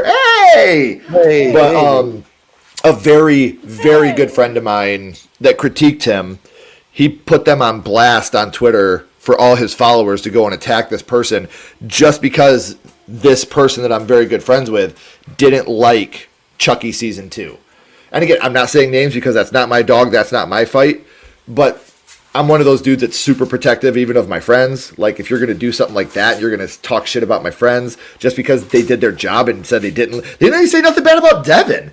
He was just, I didn't like the direction Chucky season 2 went, and they quote tweeted it, and Devin quote tweeted it and said a bunch of shit about this person as a human being, and I was like, what the fuck? What? Fuck that guy. And then I had already had a bad taste in my mouth because he tried to put his hand in my wife's face, and I wanted to stab him through his armpit with a knife. Halloween Kill style. Like Big John. Yeah, it was I just. didn't even finish Chucky, to be honest with you. So Yeah, I did just because I'm a completionist, and my dude is my dude. I love him to death. But that really put it, and it sucks because like the first audition I did for a movie that I got a part for, I did a Devin Sawa monologue. I've been a fan of this dude since Little Giants, Casper. Like, I've been a fan of his since I was a little kid. Salt Lake City Punk, SLC Punk is one of my favorite movies of all time. I literally got a Nautical Star punk rock tattoo as a kid because of SLC Punk, and like. I've been a huge fan of his since I was a little kid. And for him to treat my wife like that, I was fucking infuriated. Because I had on an SLC Punk shirt, and he's like, hey, I love your shirt. And I was like, thank you. And then Ash went in for a picture. She's like, yeah, I got a Casper. And he was like, yeah, hold on. And he started talking about my SLC Punk shirt again. And I was like, the fuck? Like, no more. Let's go. Get out of here. Like, and it sucked. It really hurt. Like, it hurt me as a person because I was such a huge fan of his. SLC Punk is Matthew Lillard's best performance too. Yeah. Oh, dude. Only posers die, you fucking idiot. No, his best Matthew Lillard's best performance was in Senseless. No one's gonna convince me otherwise. I still haven't seen Senseless. What? I haven't seen either one of those movies. Yeah. Oh, dude, Jordan, you gotta watch SLC Punk, man. SLC Punk. Even if you're not a punk rock fan, that movie will blow your mind. And the cast is huge. Huge cast in this movie. It's a movie that has I'll like. check it out. Do you think it's worth reacting to? I'm about to start it back up my reaction channel for movies and stuff. Dude, I don't care. I don't care how many times I've seen SLC Punk. I sob like an infant every time at the end of that movie. It's really funny. It's crazy. It's got this hilarious movie. It's all over the place, but it really brings in the emotion. And Matthew, like I've always said this about Matthew, is you fucking cut the leash off that guy and you let him be him. Because anytime I see him in a role where it seems like he's reserved, I'm like, oh, I'm not really feeling it. I feel like especially in Five Nights too, I'm like, dude, you got to let this guy off the handle. And him in SLC Punk, it looked like James Marandino, who directed the film, literally was like, Matthew, go, do it. So that's what he said about. That's where you get the best out of him. Yeah. That's what he said about the AI clips, by the way. Like, that was all filmed in one day. He's like, they didn't really tell me, like, give me specific lines. He's like, they gave me, like, beats to hit. And he's like, they just let me go. And he's like, that is the best place for me to be. Man, I love his performances there in the AI stuff, but man, the AI, it just looks so clean. It's one of those things where it's like, it's the punk rock side of me. Ken, you're probably the same way. Like, when I listen to music, I don't want it to sound like it's like perfectly recorded in space in a vacuum. And I felt like the effects on the AI stuff was like, oh, this just looks way too, this is like a ring light. Scott Foley did this in his bathroom. I don't know. Like, Roman doesn't even have his glasses on, and Stu has Dewey has Hitler hair. What is going on? That wasn't even Dewey. That was David Arquette. That wasn't even Dewey. You can't play the bow, bow, bow, bow, and have me believe it's Dewey. Don't do that shit. At least the just still looks like. I do got to bounce here in a second because I do have an interview. I'm getting interviewed at 8:00, but I got to say real quick on that. I still get so fucking pissed at Scream 6 and 7 for using Red Right Hand. Like, am I the only person that gets pissed when I hear Red Right Hand now without Dewey?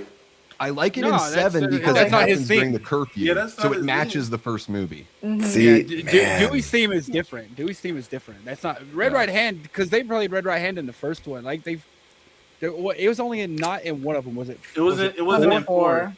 No, it wasn't in 4. So like every time I hear it, it's Dewey to me though, man. I know Dewey's theme is more the Western thing, but to me, Dewey is Red Right Hand. It's the it's like the Twin Peaks. You know what? What got me is I saw somebody like later in life, and this was like not too recently. Like they did a reaction of like watching Scream for the first time, and when that happens, like, oh, it's the Peaky Blinders song. I was like, you motherfuckers, no, it's the Scream song, bitch. Like, Oh let my me God. get up. I'm going to grab my cane and I am going to shuffle on over there to tell you a thing or two about a thing or two, you And whippersnapper. I left a comment so fast, thanking them for the reaction because it was great. Yeah. Hey, Sledge, dude, I was so surprised. Like, I never knew your opinion on like Scream 4. I was so surprised you said it was bad. Like, that's like a 10 out of 10 movie for me, bro. Oh man, here's what sucks about it. Honestly, what sucks about it, it's like Starbucks to me. Like I want so badly to like it, and then I try it, and I'm like, oh, it still tastes like shit. Fuck, damn it. You can't get past that beginning. The beginning, Davey knows. Me and Davey have had a deep, in-depth. I hate fake outs. I hate fake outs. And when you hit me with 2 in a row right off the bat, I'm instantly angry. I'm just mad. I do believe about it. That's the worst. I think that's the worst opening in the franchise. But really quickly before you go, Ken, because we were just talking about the AI stuff.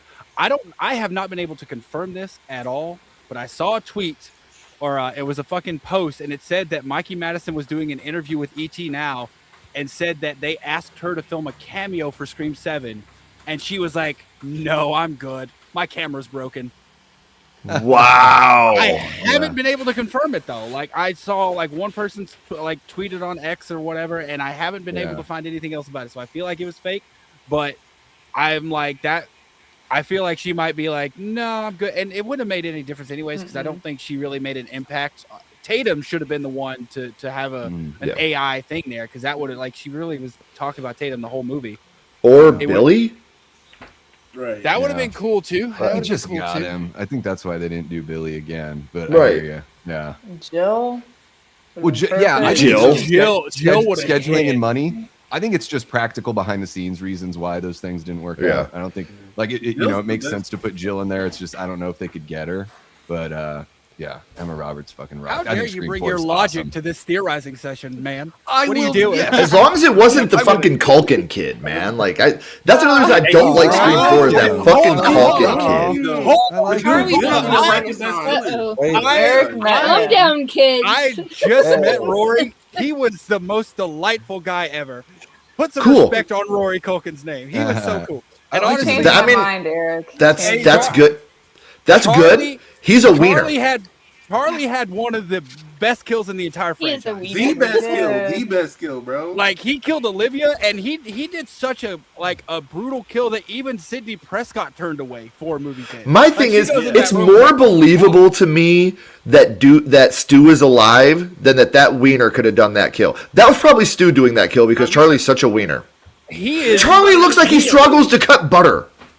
Bro, He's a bigger guy. He's a bigger guy than he comes across on camera. I'll tell you that. Like when I met him, I was like, okay, I thought you were going to be way shorter. I thought you were. Well, and when you put on a mask, it changes. It changes you. I don't know, Ken, if you've ever put on the mask because you're denial of Michael Myers' superiority. But when you what happens on my Saturday nights at the truck stop is none of your goddamn business, Davey. Okay. Also different. You look at the world differently. I will say, Jason is definitely superior to Michael. So that's you can. That's crazy. Oh, those are funny. Hold on. Did I just hear someone say that Michael was better than Jason?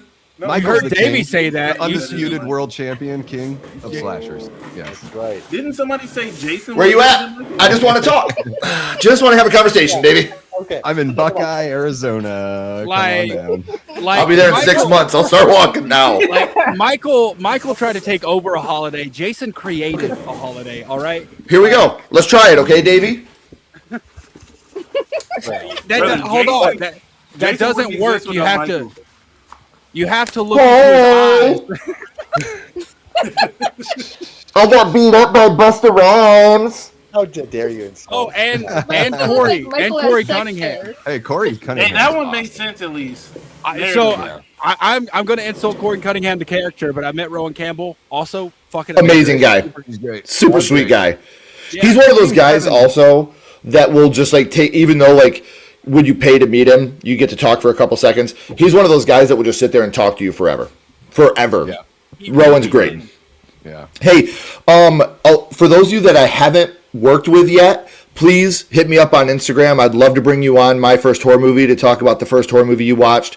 I'd love to have you guys on if you haven't been on the show yet. I'd love to work with you guys again. I really hate to dip. I'm glad, Carey, that I was able to stay this long, because at first I was only going to be able to stay till 6:30, but I moved a interview around so that way I could be able to be here, because I wanted to be able to spend some time with you amazing people. But I do got to go because I do have another commitment. But please, if we haven't worked together, if you haven't been on the My First Horror Movie segment yet, please hit me up on Instagram. I would love to bring you guys on so I could learn more about you and how horror started for you. It would be really, really awesome for me to learn that about you guys. Hell yeah. Take care, Ken. Say hi to the fans. And also, hey, before I leave, Spicy Oreo, you dropped this. What did he say? Oh. To be fair, it was Corey Feldman. That's not any normal 10-year-old, okay? Yeah, I was gonna say, didn't he also take out a fucking Terminator? So like, or help? To be fair, Jason is mentally diminished. To be fair. 100%. To be fair. But yeah, you guys all have an amazing, amazing night. Please hit me up. I would love to have the opportunity to work with any of you again. So have a good night, and thank you, Ken, for being here. I'll see you later. Take care, brother. Have a good night, Ken. Bye-bye. Bye. Scream 7 is the new Halloween Ends, though. I think we can all agree on that. No, And- it's and the Halloween Kills. it's the new Halloween No. Ends because of the division of the fandom. Oh, And because of the cult-like devotion to the division. It seems like, to me, I'm picking up big time, and I love Halloween Ends. I'm on the love it side. Me And too.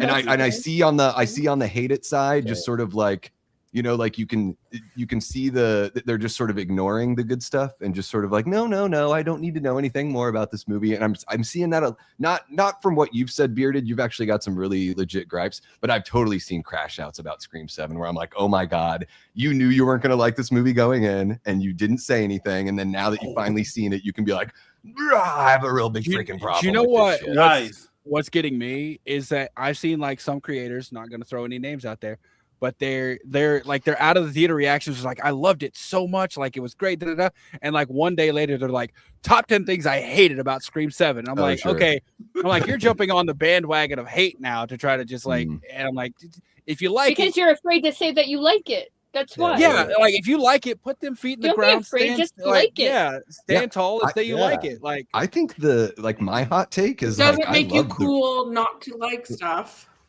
I love the really. reveal Drives and me I love crazy. the third act. That's my hot take. trust me, Like, I feel love that you very loved it. uncool. That's so cool. Yeah, I feel very uncool for hating stuff. well, no, but one thing that I really have wanted from this franchise is just like, it's so consistent, like quality is consistent. That's great. But I think the formula has been like a little too consistent. So I just wanted to see some shakeups, just, you know, take some big swings, try some different things. And I do think having a random ghost face, we've never had random ghost face before. No. Like, I like that about it. I like that Jessica is literally just batshit. She has this parasocial connection with Sydney.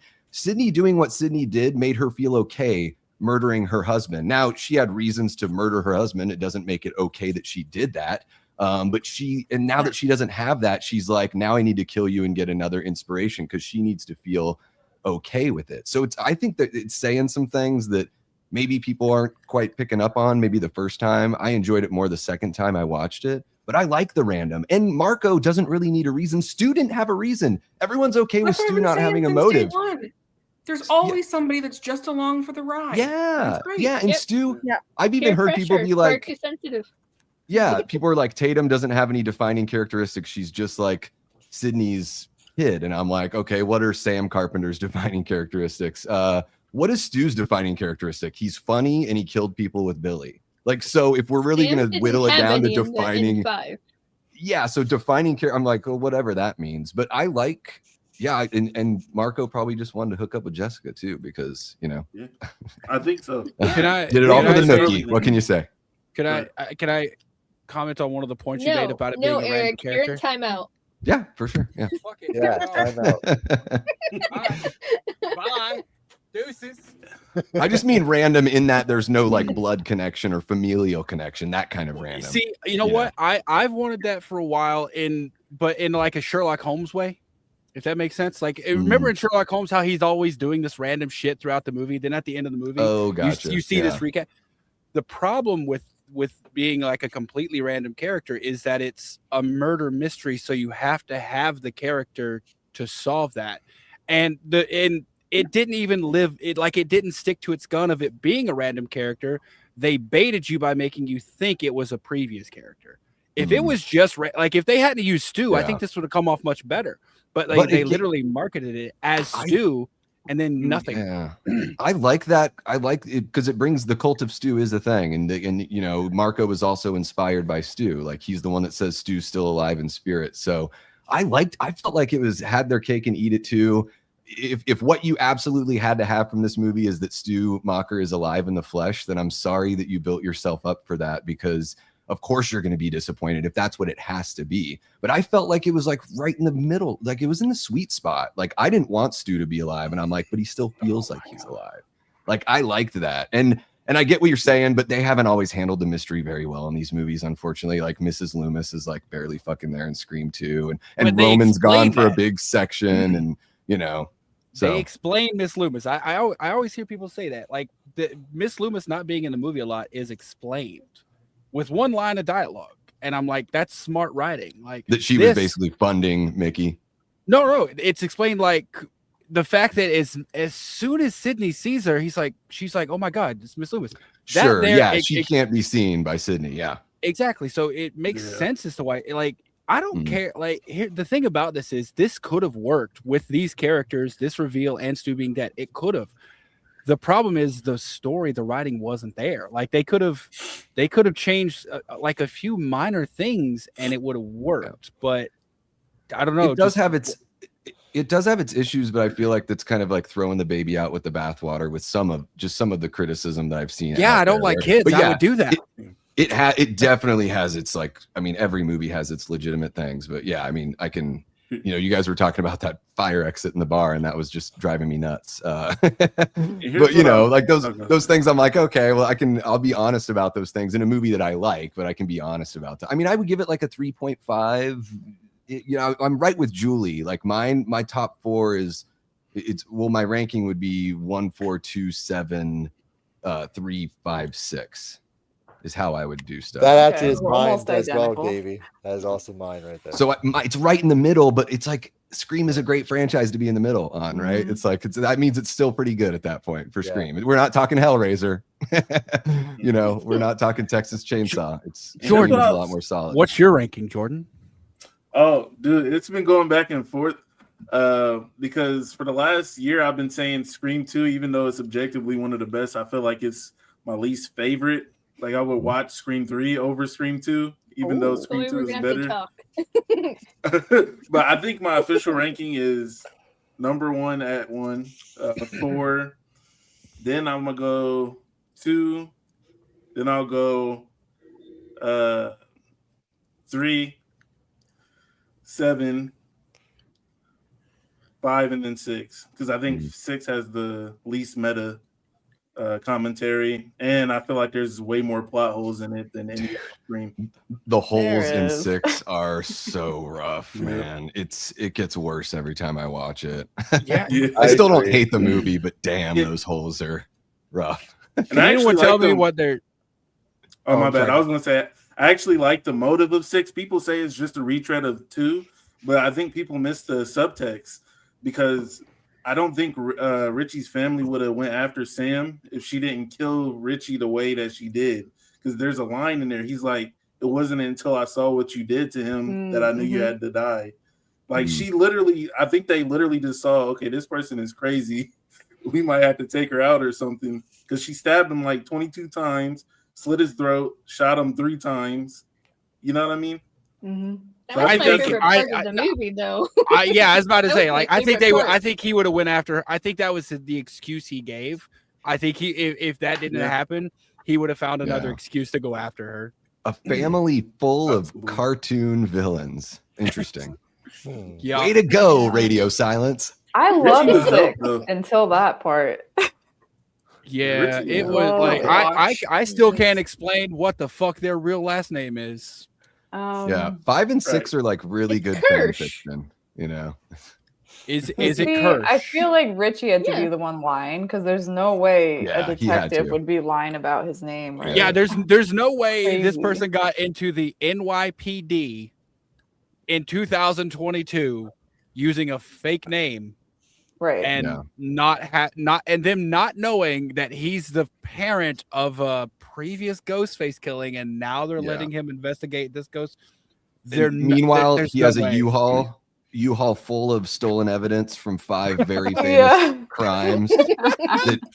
He either rents out or squats in an auditorium and sets up a museum. I'm like, what are we doing? Let's be honest.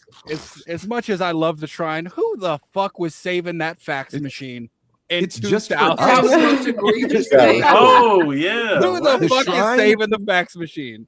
The shrine serves no purpose. Quinn talking on the phone during her attack is for the audience. It's completely manufactured bullshit. It's bad writing, pure and simple. She's either talking to Ethan or her dad on the phone, but it's just for the audience. Oh, yeah. She's in on it, so there's no reason. She's not talking to anybody. Oh, so I said the same thing. Anytime someone said that, who's Sam's man in part? Danny. Anytime someone says. Anytime someone was like, "Oh, Danny was secretly a killer and everything," I was like, "You do realize he was reacting to that ghost face with no one watching him." That would have been extremely. I'm like, he's a fucking psychopath if he's not if he's a ghost face, because that makes no goddamn sense. They did at all. They did the same thing, and I Know What You Did Last Summer, 2025, where Piper acts concerned about Duder's whereabouts in front of Freddie Prinze Jr. She's like, I'm just worried about my friend. You're both the fucking killers. It's terrible, right? This is insultingly bad to your audience, and that's why we need to be smarter and be jerks about that kind of shit. Exactly. I told Killjoy Jake after we got off after we'd both seen it, I called him and we were both pretty down. Actually, he called me, which is like a first. I got a message out of nowhere like, "Hey, you free?" And I was like, "Yeah." And he called like the end of the call. He literally, like, I was very curious when I asked what his 10 out of 10 rating was, or his out of 10 rating, because on the call he's like a fucking 0. So I was happy to see it came up. But I told him, I was like, the only way they can make part 8 good, and he's like, "What's that?" I was like, "Get us to do it, because we know what the audience wants." So I agree. We got to be smarter than them. I'm glad that I at least get the happy I at least get the happy messages from him. He only messages me when he's actually liking a movie. So you can keep the negative ones.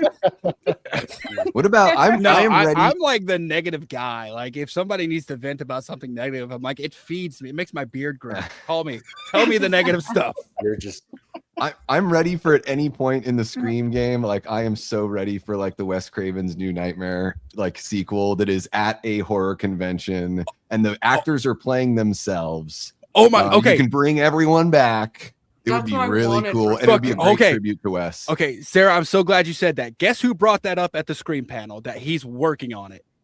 Fucking David Arquette. David Arquette said he's wanted to do one where we're at a convention and it's a New Nightmare route. And Matthew Lillard, like, somebody asked Matthew Lillard if he'd do it. He's like, "I will do anything David wants me to do." You could bring all of them back, and Matthew Lillard or David Arquette wants that. Yeah, you could film it at a real convention. People would love to be extras. So many people dressed as Ghostface and everyone else. Like, who's the killer? And the motivation is just that's literally an upset fan that just wants these movies to fucking stop. Be great. That would be amazing, man. That would be. But hey, because you guys mentioned Danny from Scream 6, I wanted to say this.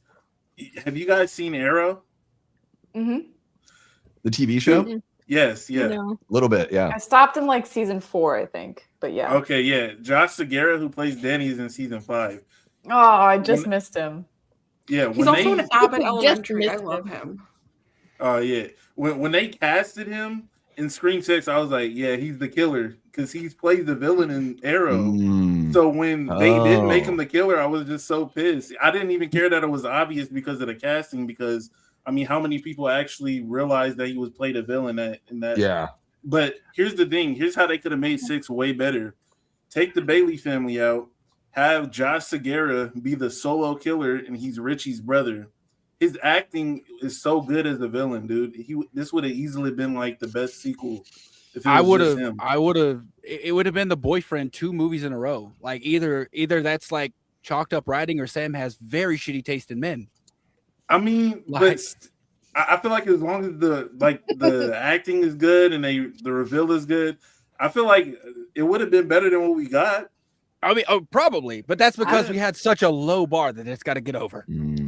I mean, sure. If he played it completely straight, I think I would have liked that. Yeah. That what I keep saying, and I think I told Jake, I was like, can we please get killers? Like Stu is one of one. Like you're not gonna replicate Stu Macher.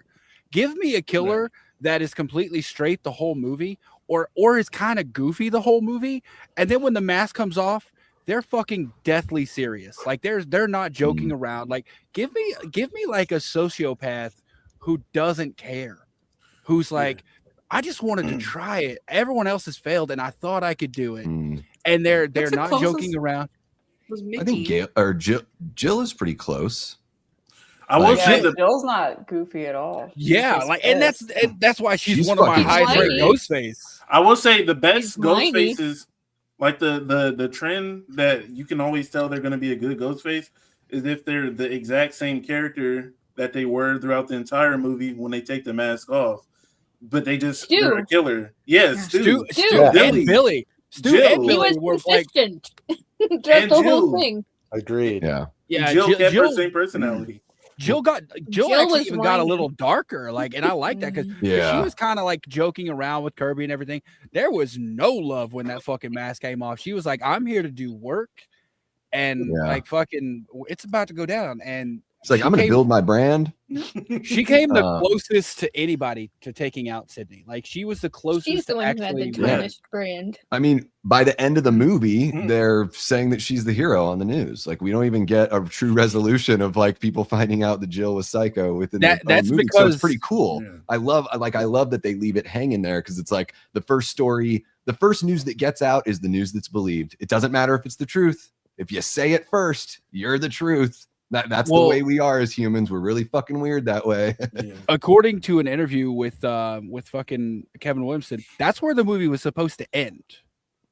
That's like with her going to the hospital and the news reporting that story. That's where it was supposed to end, and then pick back up on the other two sequels. Oh, that would have been really cool. I'd love a they cliffhanger. They added the hospital part to actually like kill her. It is a pretty epic ending. Yes, like I could be cool. I'm cool with either way. Yeah, because they were gonna they were gonna do in 5. Yeah, they were gonna have Ghostface. Cool. Yeah, they were gonna have Ghostface target Jill. You know, and that Ghostface knew that she had lied, and she was the one who perpetrated it. So she was trying to figure out who was the Ghostface who knew her secret, which would have been cool. Yeah, cool. Like she I actually like that better. We need something different in this It would have been way better than the 5 we got. Oh yeah. They did repurpose that slightly in the TV show in the second season. Dude, they used that a little bit. With Audrey, right? Yeah, she wasn't actually the killer, but Ghostface had dirt on her, and it was cool. I was just about to say that they need to take inspiration from the TV show. Like, it's just the most underrated thing ever. I swear. I don't know how believable it is, but one person who on Reddit they were very accurate with what they were saying about Scream 7 before it came out. They're now saying there was an unused like little scene they filmed where they found out, because remember when Gale shows up just like perfectly timed in fucking and runs over there was a scene apparently, according to this person, I have no verification outside of this, but that they filmed where Gale at the very end of it was getting emails from someone telling her this is where Ghostface is going to be next.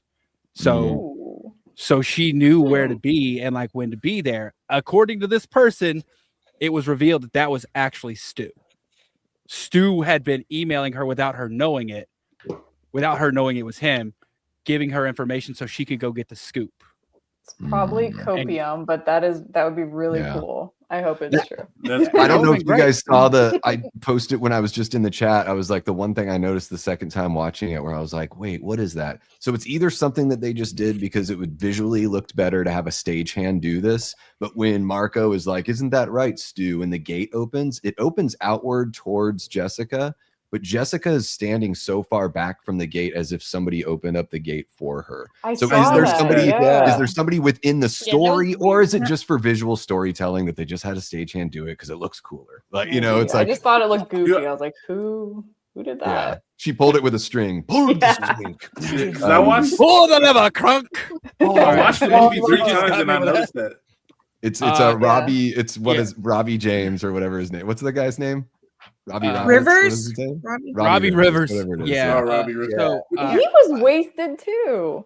Well, I thought he was great. I thought he was great. Like when they're about to do the interviews, like, this is so fucking awesome. Like, I love those little, like, he just seemed to be, I felt bad for him, honestly, because Gail was like very rude to him. And he was just like, come on, give like a small time reporter his break. Like, I was like, woman, you needed that too. Like, anyways, Mindy was so much better. Sorry, go ahead. Mindy, no, you're actually right. Because when you were talking about the door opening, another thing that somebody pointed out, and after I watched it the third time, I was like, they're not entirely correct, but there is a significant difference. The first call we get with Stu, there is so much movement.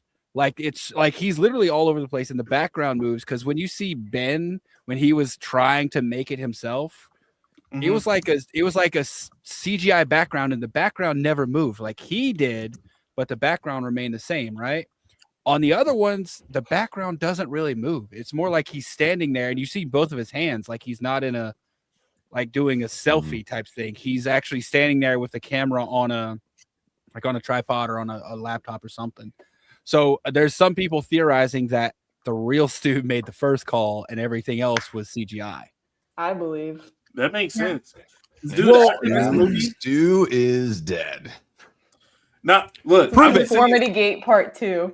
Look, oh my God! Yeah. Hey! I have made more it very clear in the this. script that Stu's dead. They made it very, very clear. But no. Look, for years, like everybody who knows me, I've been very adamant that for the past 4 to 5 years that Stu is dead. After this movie, I actually think he's alive. I think they. Yeah. Oh, yeah. Like, I was about to say. So it's funny you say the script made it very clear that he's dead when the script had an ending where he was alive, and they thought it would work enough to write it.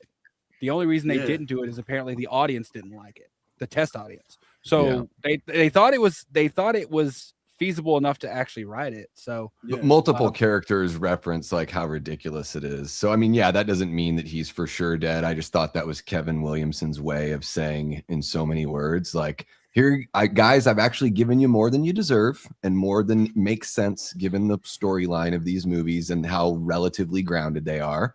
So Stu believers should be happy with what they got. Honestly, I think. I mean, he kind of called Stu believers dumb. I mean, not kind of. They literally Stu being alive dumb. Yeah, he called Stu being alive dumb. But he Scream 5 takes a shit all over Scream 4 in multiple spots, and nobody cared about that. So that's the funny thing is you say that like he gave all the information about Stu being dead, trying to tell us that was dead. But he also he said Scream 6 is his favorite movie.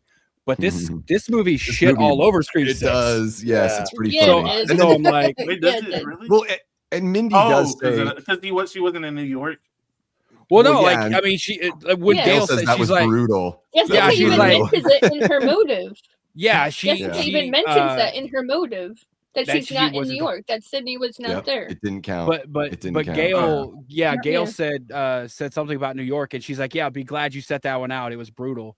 But then they also take. She said it was a shit show. But I thought you meant like brutal, like Ghostface was like fucking shit up. No, that's could like be. on the surface level, it's a double meaning. But like the the subtext. It's meta. Like it is a meta commentary on that, and they have another meta thing when Stu mocks Gail for being fired, and Gail says, "I wasn't fired. My contract wasn't renewed because that's what happened to Melissa Barrera." But everyone says she got fired, but her contract wasn't renewed. I think she was. So I thought that was pretty funny. Like I thought, that to me made me chuckle in the theater. I thought it was a pretty ballsy joke. I thought so. Here's the thing. I think Melissa Barrera was fired. I think she was fired, and in the media, they got their publicists involved and tried to spin it to make it look as good as possible on both sides. She was contracted for 2 movies, right? Yeah, that's what I've heard forever. That was the public statement made after the firing happened. Sure, I guess I've never heard about another contract or anything. So. But didn't they write a whole movie with her in it? Yeah, see, that's what that's what we're saying. The person signed up. Rewrite? They were going to sign her up. You could do that to get them to sign up. No, what I'm saying is like even fucking Skeet Ulrich is like, the 3-movie arc, she was going to be a killer in the last movie. So like, why would they write why would they have a 3-movie arc planned and all this and then only sign her up for 2 movies? Like, I feel like she was fired, and then after she was fired, they're like, well, no, actually, she was only contracted for 2 movies, so she wasn't fired. I think they're just trying to save face because in that way, the studio looks less shitty for firing her. She looks like she wasn't fired. She just wasn't rehired. Like, it's a better look on both their accounts. So Yeah, but I still think it sucks. I still think it sucks what happened to her. But I just think 1000%. It's important to know the difference. Like when you're saying, is it a soft firing? Is it an actual? Was there a contract in place that she breached, and so they let her go? All of that information really hasn't been made public. The only public information that I know is that the contract was for the 2 movies, and I believe that she's confirmed that. And I haven't heard that she was under contract before being let go. Yeah, so, I could have sworn like all the way back in like Scream 5, I'm pretty sure they said that Melissa and Jenna were both signed for 2 movies, and they wrote the script for the 7th one, but they had to still do the contract, so they fired her before even signing her. I think that's what happened, right? Yeah. I mean, either way, it does suck that it happened. I just think like when we do have discourse like publicly and everything, it's just like, words have meaning, and to sort of ignore that or try to walk around it, you're being dishonest or at least disingenuous. Like, but I could have my information wrong, but I love Melissa Barrera as a performer. I think she's absolutely beautiful, and I think she's getting better as an actress, which is way more important than what she looks like. So if she can come back at some point, that would be fucking awesome. And how about Christina Carpenter as a potential killer in Scream 8 with the meta context of like, you just pushed my daughters away kind of thing. No. It always has to be about you, doesn't it, Sydney? They need to bring people want the relative stuff. No, they don't. Dear fucking Lord, don't make it like the cousin of a sister twice removed for the love of Who's the worst mom in the franchise? They need to bring... Is Maureen a worse mom or is Christina a worse mom? Because Christina doesn't have to fly back from UK. Sydney. Christina. Sydney's a great mom. What do you mean? Yeah, I think Sydney was a terrible mom, personally. How? She's flawed. I like that. She's been so perfect for so long, Sydney. I want to see some flaws because then it's more relatable and you can see them overcome flaws. Yeah. Like I hate this whole like when people say, "Oh, this character's a Mary Sue," it's because they never gave them believable flaws. We're okay with the positive stuff, but we want to see them work through tough shit. Like Luke Skywalker works through tough shit. We want to see that. And then I liked that about Sydney's character that she wasn't perfect. I didn't. I thought Christina. I don't know. Here's the thing. Like, do we know Christina could have made it back in time? She was in the UK. Both of her daughters were attacked. You could hop on the next flight. Fucking what's her ass from Home Alone was like riding with, the polka band back to get to Kevin. So I think Christina should have like gotten home. Like, yeah. She's definitely a worse mother than Maureen. Yeah. I mean, Maureen's just. Maureen was like. She got all fucked up. Yeah, she was traumatized, and like she had her. Maureen was a fine mother. She was a bad wife. Oh yeah, that's the difference. That's true. That is true. I mean, I think Roman would probably disagree, but oh yeah, but that's a whole different thing. I'm just saying, like I'm saying Maureen, the trauma. The trauma definitely like we didn't even see her as a mom, so we can't really say. We're only going off of like rumors or what we've heard from other people. Based on Sydney alone, yeah, she was a great mom. But when I picture Maureen walking around, she didn't even know her own mom. She didn't know anything about her. I mean, you could count that as a negative. Yeah, Sydney did say like I feel like I didn't even know her. I didn't say it was a negative. I'm just saying that she didn't know anything about her. I would count that as a negative. Maybe, I don't know. It's complicated. It's definitely a Sins of the Mother franchise, and I kind of like that. It's a little different, Hey, I like that the Sins of the Mother followed all the way through. Do you guys agree? Like, I've even heard Faith Decided say this, and I really do agree. Don't get started. And I don't. Huh? Oh no. What are you doing? Sorry. Do you guys think that all the motives are trash? I don't think they're trash in the sense that like I don't like them. But I think he made a good point in saying that people are harping too much on the motive in Scream 7 because everybody's justification is trash, but we still like the movies regardless. I don't think that's I feel like the motives in Scream 7 are garbage, but I feel like the other movies make sense. I mean, as far as justification, it doesn't. Huh? That's what I mean. Yeah, I think 5 1 is through probably 4 the worst. pretty solid. Like Yeah, I actually loved Billy, five was one of the top for me. Billy wants to kill Sydney because his dad and her mom, she like had sex with each other, and then his mom left as a result. Why does he want to kill Sydney? I'm not saying that it's bad in the sense that I don't like it. In fact, I wouldn't change it for a thing. I like that all the motives are. He wants to punish. That's like they're all just Billy's thing is people at the it's end of the not day. enough to have killed Maureen. I need to. Sydney got be punishing his dad then. Sydney got the child. He's psycho, Julie. He's not. Sydney got the childhood that Sydney got the childhood he didn't get because his mother left. But that's still that's why he's taking her out. But justification wise, that's what we're talking about. But he people are also like, killed oh, the motive is Milton, dumb. though. Huh? He also killed Milton too, though, which means he did care. Wait, who killed? Oh, John Milton. Oh, Roman killed Milton. Yeah, Roman. Yeah, Harvey Weinstein. We're talking about Billy. Billy didn't kill his father. His father's really. Oh, I thought you were talking about Roman. No. Oh my God, Carey, what are we gonna do with you?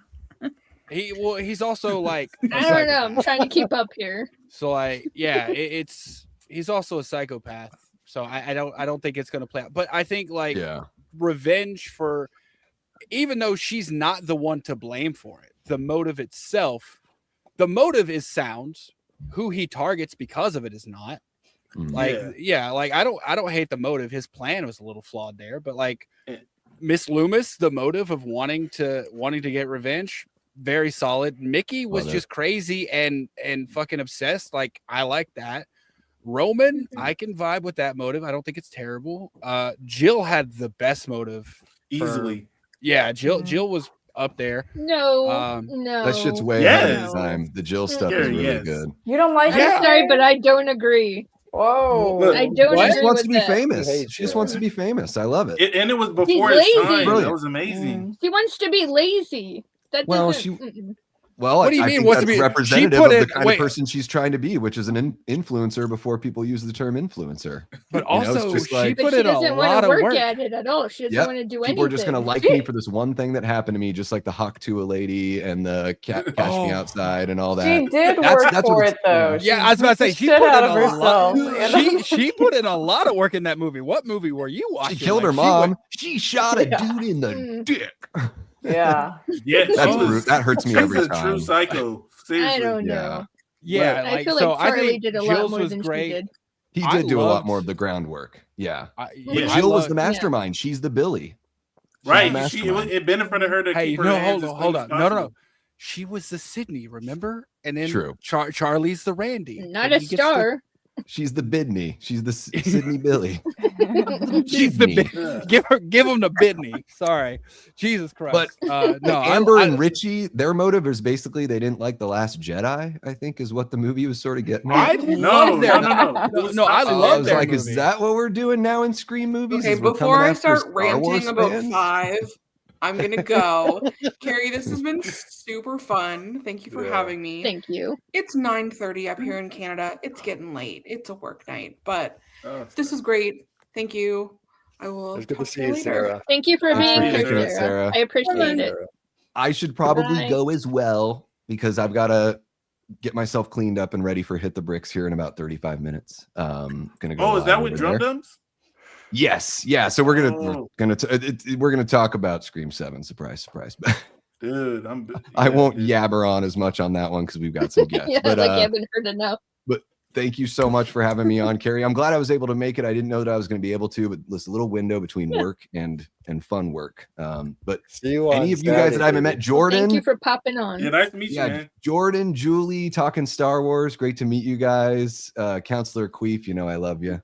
Yeah, we were on another stream together. Yeah, we were on Jake's stream together. Yeah, so, the other day. Yeah, and Kyle, great to see you as well, man. I hope you're doing well. Love you, brother. Can't wait to celebrate 1,000 subs for you. And hopefully we can all chat again sometime soon. I love this stuff. You on Instagram, baby? Yeah. I am. Yeah, Davey Death Ray everywhere. So if you want to find me on YouTube, Instagram, I don't do X very much because it's a wasteland and no one cares about anything I have to say over there. Yeah, so it is. a lot of it's just like YouTube and Discord and yeah, I cover a lot of like movie news and stuff and blah blah blah blah blah. I do a lot of blah. I watched you during Conformity Gate, by the way. Oh, nice, Julie. That you got helped me cope a little. Yeah, that got crazy with how many people joined in on that. That was wild for the channel. I have no clue where it started. How can anyone tell me where the theory of Conformity Gate started? The Insta? rumor was that it was a Byler. Someone. They call them Byler fans, people who wanted Will Byers and Mike to be a couple. Apparently, it was somebody that started it, and then it just spiraled in. Yeah. So was it like one of those things where like they gave you an ending and then you started piecing the clues to that ending? Like it sounds like they made a bunch of production errors like in the show. People a lot of people were not satisfied with the ending, so people were just searching and then they were going back and be like, well, look at this, and then it was a whole thing. Well, the guy that played Vecna put out that weird. The guy that played Vecna put out that weird video where they dropped certain numbers and he said like video. He said some weird shit where people were like, well, wait, are they gonna go like extra meta? And the audience has been sucked into Vecna's because Vecna can basically create hallucinations. So they thought it was like an extra layer of meta and it was a fake ending because we're all under Vecna's spell. So that was the copium for that. And yeah, Stranger Things season 5 was rough. It was pretty rough. Yeah, it was like rough, they said they knew what they were doing. They had no idea what they were doing. I watched that documentary. It was embarrassing the way that they pulled off the production for that whole season. They did not have a script going in. It's really a bummer. But seasons 3 and 4 are still some of the best TV I've ever seen. So there you go. Yeah, didn't they have like 5 years to work on it or something like that? Something crazy, like several years to work on season 5. A couple years, yeah. Sorry, go ahead. Sorry, no, you go ahead, Jordan. Oh yeah, I was gonna say they had 3 years between each season, so they better. I still think it paled in comparison to Welcome to Derry. It sure did. That didn't help. Well, you can't compare apples to oranges. Don't spoil. This is why you write your stories from back. You write the end of the story. So when you know you're going to tell the story, like when they showed up to do that season 5, they didn't know if 11 was going to die. And it's like, well, that's fucking stupid, you guys. You should know that. You should know that going to season 5. And they could have, they just should have taken more risk. It doesn't have to be Game of Thrones. They didn't do there were no stakes in season 5. You could have ended the series with season 4 and that would have been fine. You know? Like, Hawkins just slowly recovers or like whatever. But I do have to bail, guys. I'm so sorry. It was lovely chatting with you guys. And hi to everybody in the chat, even Acres of Movies who doesn't like me, but no, it's okay. I don't know what sound effect it was. I do too many sound effects. Apparently she doesn't like the sound effect you made. I don't know which one she's talking about, though. I do too many to even remember what it was. But thank you guys so much for having me on, Carey. I appreciate you. Everyone else, have a great rest of your day. And we'll see you guys soon. Bye. All right, Yeah. Hey, I got a question for y'all. Have y'all seen John Campia's review of Scream 7? I saw the thumbnail and I watched like 30 seconds and I was like, I'm done. I saw the thumbnail in the title where he said it was the worst movie ever made, and I was like, bro. Yeah, I didn't watch it. And it's not because I'm a Scream fanatic. I despise him. And I'm going to tell you why. He said it's top 3 worst movies of all time. Not top 3 worst movies this month. Not top 3 worst 7th movies in the slasher franchise of all time. That's outrageous, dude. I saw a reel or a short or whatever. It's one of the fucking many short form videos out there, and it was like somebody's like, okay, and this is my top 10 worst movies of 2026, and then it was just a poster for Scream 7, and it said 1 through 10. Oh my god! And I laughed so. I don't think it's a serviceable movie. It's not a movie I think I'm going to seek out to watch again unless it's for like research purposes. But I don't think it's the worst. Like, you're going to look at me and tell me this is the worst movie ever made when like the Room exists. No, like, you can't say that.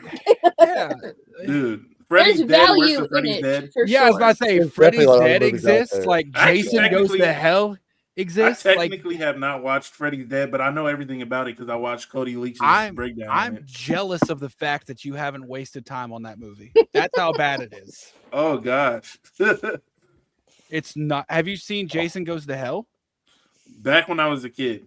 Yeah. Okay, cool. It's I love it's Jason along X. the Jason X is like one of those so bad it's good with the with how cheesy and campy it is. Jason Goes to Hell is awful. It's along the same lines of like Freddy's Dead, but I envy you for not having seen it. Hey, how do you feel about Rob Zombie's Halloween 2? And Halloween. I love Rob Zombie's Halloween movies. Why do people love him? Like I've been hit. Like Cody Leach likes Rob Zombie's second movie. Drum Dums does, and now you. And Lost River Drive-In. You know who he is, of course, right? I actually own them. Yeah. I've heard of it, but I don't know him. I've heard of him. Oh, No, yeah, like what? Like here's the thing. Like I like it because one, I think the how they display trauma in that movie is so fucking accurate. I think it's way better than how they portray the trauma that like Jamie Lee portrays trauma in 2018. I think it's so good. How she's trying to get over everything, and like once she finds out there's actually a fucking like reaction to it.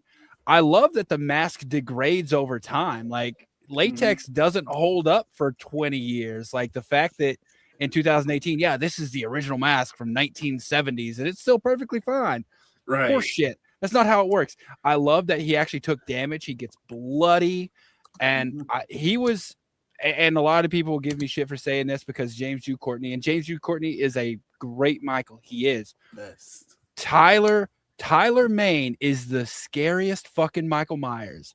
I don't care what anyone says. If you lined them all up and be like, all right, which one is going to be the scariest if they're chasing after you? If you don't say Tyler Mane, you're lying to yourself. It He's really fucking is terrifying.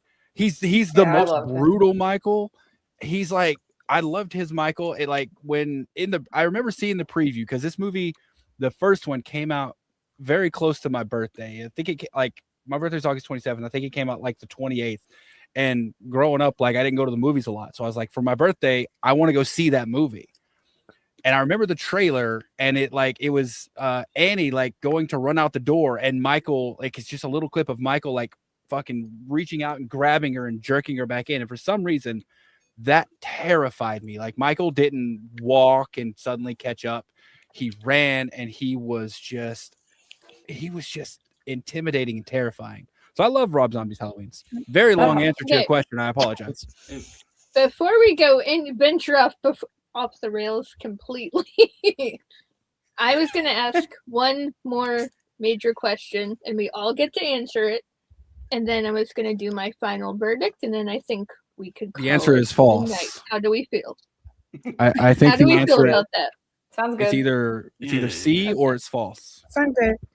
No. Sounds good. This is the question that I have. Do we think Scream 7 will eventually be the new Scream 3? Will we grow to love this one like we grew to love Scream 3? Kyle, I want to hear from you. We haven't heard from you, you poor guy. I definitely, because people have grown to love Halloween Ends, but I definitely think after so long, after years, I think people will grow to love. There'll be love, I think, as well, because it took a long time for Scream 3 to get love. But I think Scream 7 over time, once years catch up, I think people will start loving Scream 7 in so many different ways. So Yeah, they'll appreciate it more. they'll appreciate it more for sure. Shannon? I'm 100% with Kyle. Like, I feel like it's going to give some people a time, but like maybe like in a few years or something, then they'll probably be like, oh, it's pretty good or something. Yeah. Julie? I already love it. I just don't love the ending. That's just the Yeah, I biggest think part for me. I think But let's fix that ending. yeah. Yeah, it's that I don't know. damn ending. I feel like people are so angry right now, the people who hate it, but I do think people will come around a little bit, at least to most of it. Some people may never soften on the ending, which I'm kind of in that camp, but Yeah. yeah. And Eric? Absolutely not. It's garbage. No, I see. Here's the thing. Like, I know what you're saying with 3, and I think some diehard fans have came around on 3. But in terms of like actual like rankings and ratings, people didn't really come around on 3. 3 is still like lowest ranked of the entire franchise in terms of like audience scores and stuff like that. Like, it's still not, and it's not even close. Like, 3 is a 38 audience score out of 100. I was answering his question. It's the one who has the name that's the same name as the channel. Yeah. I didn't see that comment because I saw a private chat pop up and I was looking at that. No, like 3, like in general, like people didn't really come across like around to it. There's still people who hate on 3. I don't think I think 3 is hated because people didn't like what it did. What it did still worked. They just didn't like it. I think this is different because I don't think what it did works. It's not like we don't like it because it doesn't work. So personally, like if you're keeping an eye on like scores like across like different ratings websites, it's going down, like further down. Like it opened, I think it peaked at like a 79 out of 100 audience score, which is bananas to me, by the way, because part 1 only has an 80 out of 100 audience score. So this was like at one point a single point away from being tied with the first movie, which is fucking crazy. But yeah, I think it's going to go down. Honestly, I think as time goes, rankings are going to go down, and I don't think it's going to come around because we're not going to realize that this was ahead of its time. Because that's what it's not was. That kind of movie. It is not that kind of movie. It's not going to be like that for sure. No, like part 3 calling out like the studios and those backroom things that happened and all that to get a part. That was 2001, right? And we're in fucking 2000, like the 2020s, and that shit is hitting hard. 3 is great because it called that stuff out prior. And then like, yeah. 7 doesn't do that. I was trying to be funny, Nightmare. I'm sorry. I didn't even see the question. Your question, Nightmare. I realized after the fact, I'm like, in my head, I was like, fuck, that sounded condescending. I really didn't mean it to be. I couldn't think of a witty answer, so that was the only thing I had. Yeah, when she pulls a comment up, the names go away. Yes, they do. But you had to have seen them though, because you had to have seen them because you called me Counselor Queef. And the only way to know that is from that name right there. So you had to have seen the names. I'm sorry if it came across as condescending. I promise I didn't mean it that way. I was just trying to be funny. That's right, my Jordan, coping mechanism. Pass the torch, Eric. Damn it. Jeez. Let him talk. All right. So it depends. It depends on one of two things. It can go either way. If like I've said, I've been really vocal that Stu wasn't coming back and that he's been dead for the last 5 years. I've been saying that. Everybody knows that. I changed my mind. If Stu does come back, it's going to be one of those things where a sequel makes a past movie better. If Stu comes back alive, people are going to look back at 7. They're going to be like, 7 wasn't really that bad. They left more clues and set it up so that Stu coming back in 8 would actually make sense. It's kind of like how Halloween 2018, even though I gave that movie an 8 out of 10, Halloween Ends, and I actually want to talk about something before we go in regards to Halloween Ends in 2018, but Halloween Ends makes 2018 better because it gives a few subtextual things that explain certain things that didn't work without that context, if that makes sense. I think Scream 7 is going to be the same way. So it just depends. I think so too. Eric, before you start, you put that finger down right now. Put it down. I have to ask a question. I was trying to wait my turn. I'm gonna answer Nightmare Files. What'd they say? What'd they say? They were saying, have you noticed that no one has Sledgehammer Horror on their name? It's because me and Sledgehammer. Well, he's still streaming along with my channel. What do you mean? So Yeah, we're both streaming at the same time, so yeah. Oh, so probably this is live on Sledgehammer's channel too? Yeah. Oh, I did not know that. I did not. Yeah, me either. That That's is wild. crazy. Yeah. Oh, I do see the stream this to your audience button up there. Yep. Oh, that's So, interesting. Yeah, I forgot to answer that question. I forgot to answer that. Yeah, Sledgehammer isn't here. That's okay God, then. Carey. Look at Yeah, me that's- getting educated. No. What I was the reason I had the finger is the comment I was going to make. The reason I don't think that's the case, Jordan, and I hope I'm wrong, but the reason I don't think that's going to be the case is even if Stu comes back in part 8, it still doesn't make up for the motive of 7. Like, it doesn't change the ending of 7 because Stu had really nothing to do about it. And I think that's the problem, is that they tried to use Stu, but Stu doesn't fit into their motive at all. Like, but here's the thing, though. Again, like I said, because it depends on what you mean when it comes to the motive. If you're saying how enjoyable the motive is to you, or if it makes sense. None of them actually make sense when it comes to like.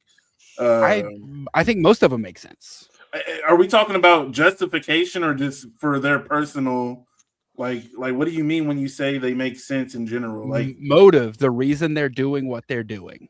I know, but okay, I'm saying they're all still goofy though. That's what I'm saying. Not really. Dude, Billy wants to kill Sydney. Sydney didn't do anything to him, bro. Okay, so see, you're that's not why he's doing. That's not motive. He's crazy.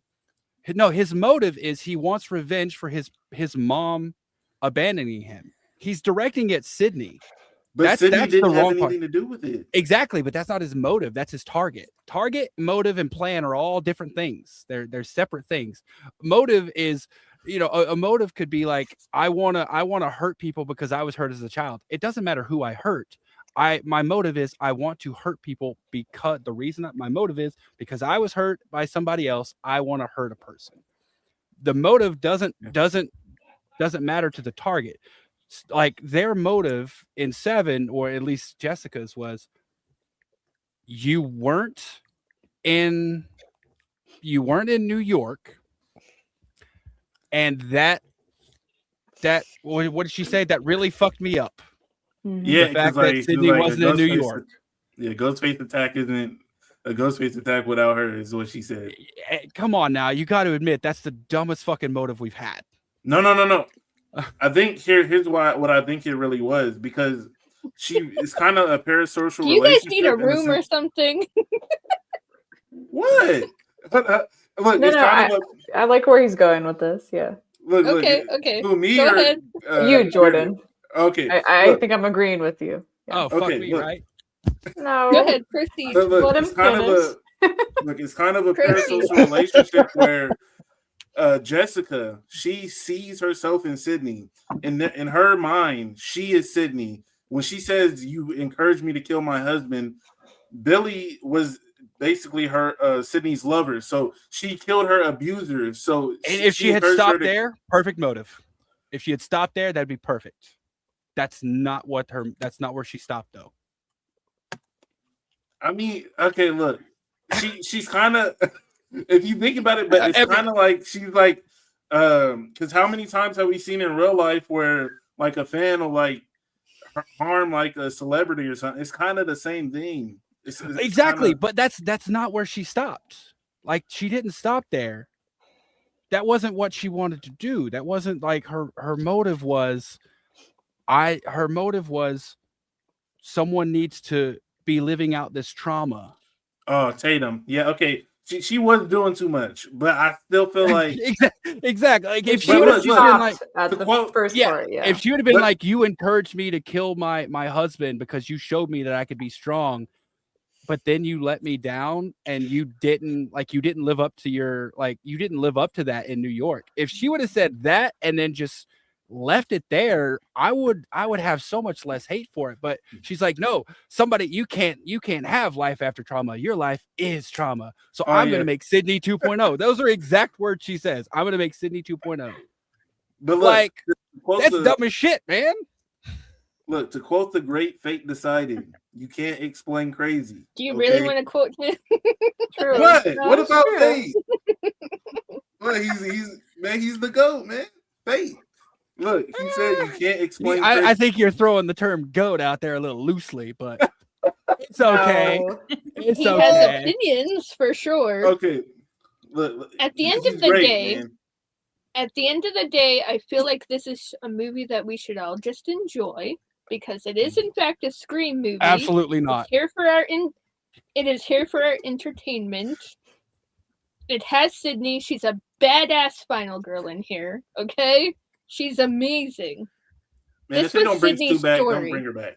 I think she This had was her cheesy story. She had cheesy 80s like action lines at the Moms end. Like are cheesy. like Moms are her cheesy. her husband is bleeding out 10 yards away. She's currently trying to catch a killer who, like 5 seconds earlier, had a knife to her daughter's neck. And she stops to mean mug the camera and say, "Oh, please." I fucking cringed so hard when I saw that. I'm like, what are you? Okay. How about you catch the fucking killer who's trying to off you right now? How about you not give an action line in the middle of this fucking, like, supposed to be tense chase scene? And it took, like, the tension was gone when she did that. Like, the whole audience laughed, and I'm cool. You played that for a laugh. That could have been a tense fucking scene that gave you good action. But no, you turned it into a joke. Jessica started saying, "Sydney," and then she said, "Please." Yeah, and I'm I like, remember that. It was funny. I'm like, what the fuck are we doing here? Like, we've left the realm of scary and turned it into a joke. She Like, was there being was sassy, man. Oh, like, don't fucking give me. I would rather watch Scream 6 than this movie. I would. Like, it's entertainment wise.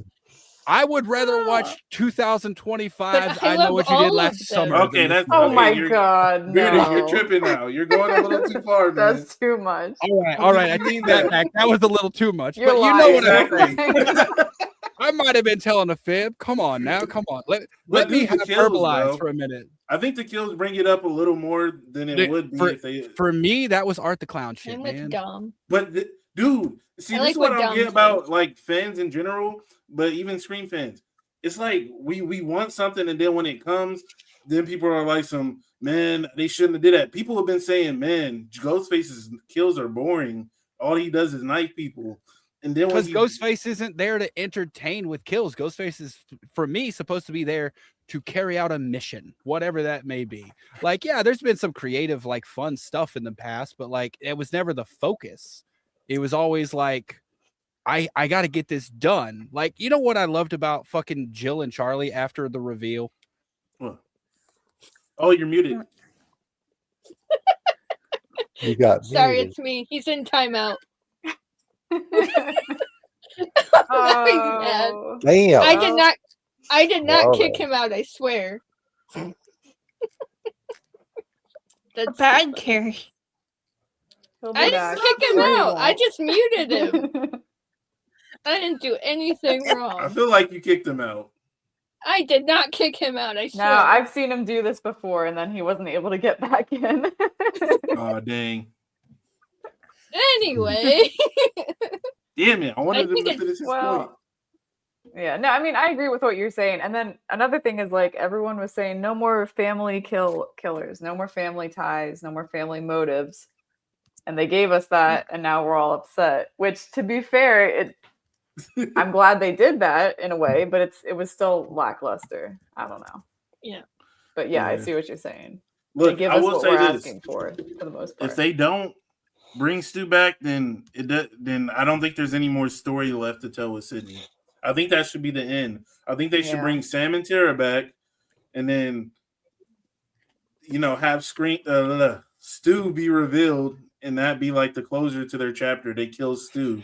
Maybe Stu kills Tara and some other people, maybe even Gail, and then boom, after Scream 9, Scream 8, and Scream 9. All of the Sidney Prescott and Carpenter storyline is packed up, and we start fresh. Not a reboot, but it'll still be in the same universe. It's just Ghost, like a new final girl, and then Ghostface is going after her, and we don't know why. That's what they need to do. Like, we need to go off of Sidney. pretty soon. Yeah. She should have been. Her story should have been done like ages ago, in my opinion. I think they had a perfect ending for her in 3. Scream 4 though. Scream 4 was warranted, I think. Yeah, it was. And something I heard somebody say that's so true is Scream films, they do their best. The reason why Scream 7 and even Scream 6 didn't translate well is because Scream does best when they have long periods in between, but the problem is we want Scream films, right? Because Scream 4 took place 11 years after the Scream 3, and so they had something new to comment on. Same thing with Scream 5. They had the toxic fandom and requel stuff. And then Scream 6 doesn't have any meta at all. You know what I mean? I was fine with that, but yeah, I don't want to wait another 10 years. Nope. Yeah, no, we don't need to wait that long. Yeah, let's not do that. No, that's no. Yeah. Okay, I think what do you guys think? I think we are good for the night talking about Scream. I think so. Yeah. Heck yeah. Talk. Yeah. I'm We're gonna a try little to bit- stream again. I'm gonna try to stream on my channel maybe like Saturday or something if you guys are down to like if any of y'all want to pop on. But yeah, Well, thank you. Yeah, thank you. Yep. I know that we do have a stream for Mr. Kyle over there because a certain someone reached 1K Oh subs, yeah, which is amazing. Yeah, I So know these. congratulations. I know I invited Julie as well. Thank you. I'll So- be there. You're Jordan. You're also invited if you want to be there too. All right, bet. I got you. Then I'll just stream after like later that day probably or Sunday because I honestly didn't know when I was gonna stream anyways. But yeah, it'll be sometime this weekend. This was What do you awesome, got going Carey. on? Bearded's in the I said, Oh, this yeah, was you see the awesome. gif? Bearded's in the He's in Beard- timeout. Bearded sent a GIF. Did he really just leave He's it by in the himself? I swear I've seen him What's do up, it long before. time? I did so not- Yeah, I I believe did not Carey. kick him out. I did not kick him out. I muted him, but I did not kick him out. I swear. That is insane. He sent a GIF. Are you sure? I did not kick him out. Hilarious. Bad Carey. But anyway, I think I'm gonna show my final verdict for Scream 7, and then I think we are calling it a night. Right. He says sure in Are the you- chat. Are you ready for my final verdict? Ready. Ready, Go Freddy? ahead. Yeah. Final It verdict kind of 217. gave us some blue balls, didn't it? Because of Stu. Yeah. I I'd kind agree of with wanted that. him. Yeah, because I wanted, like, the fact that they showed Stu and he did amazing in that performance. I'm like, dude, he's fitting into this character like a glove. I want to actually see him alive now. And then when they opened the gates and Mark was like, here's Stu, and I'm like, ooh. I'm Yeah, like, that this was could kinda actually be Stu. They But had me for a minute. no. Mm-hmm. They had us in the first not half, not gonna cool. lie. Yeah. Yeah, they did this. Wanna lick? Psych. Yep. They dangled the carrot. Not cool. Yeah. But they filmed the alternate ending, all right? So there's still hope. Y'all think it really was worse than what we got? No. I couldn't find have that been, really hard to believe. I think Look, they need to make Kevin write the next movie from the Mhm. ground up by Yeah. himself. yeah. And if he Two directs, people that's fine for too. each. But maybe get a career director, somebody who's that's their passion. You know what I mean? He didn't do a bad job in this one, but No, he didn't. But he yeah, did not. if they have to pick, like let him focus on writing the whole thing. Yeah. And have Yeah. somebody else direct. Yes, Yeah. please have him do the writing. He Because can do his writing both, is but it's fantastic. like, sir, like get I don't that want him script thinking right about nothing first. else. I want Yeah. him thinking, "Oh man, I'm gonna have to direct again. It's not my thing." Just have a write. James Bond Lee Winnell thing. Like have Right. somebody like at the helm, Mhm. and he can Yeah. like just be there to like bystand and observe. That's what I think. Yep. But he definitely needs to do the writing. Yeah. All right. So, does anyone have anything exciting going on at the moment? I know we have a watch party for Cape Fear on Thursday. Yep. Right? Yeah. Yep. Mhm. Thursday. And then we have your stream on Saturday. And Yeah. possibly Yep. Jordy down here might have a stream as well. Yeah. Whatever. Yeah. And then Jolie's just being a mod queen over there. I'm just a lurker. Yeah, but we love when you're on the streams with us too. So thank you for being here. I love everybody's take on the movie. So I think we are calling it a night, and I hope everyone has a great night. This has been super fun. So bye, everyone. Bye. Bye. All right.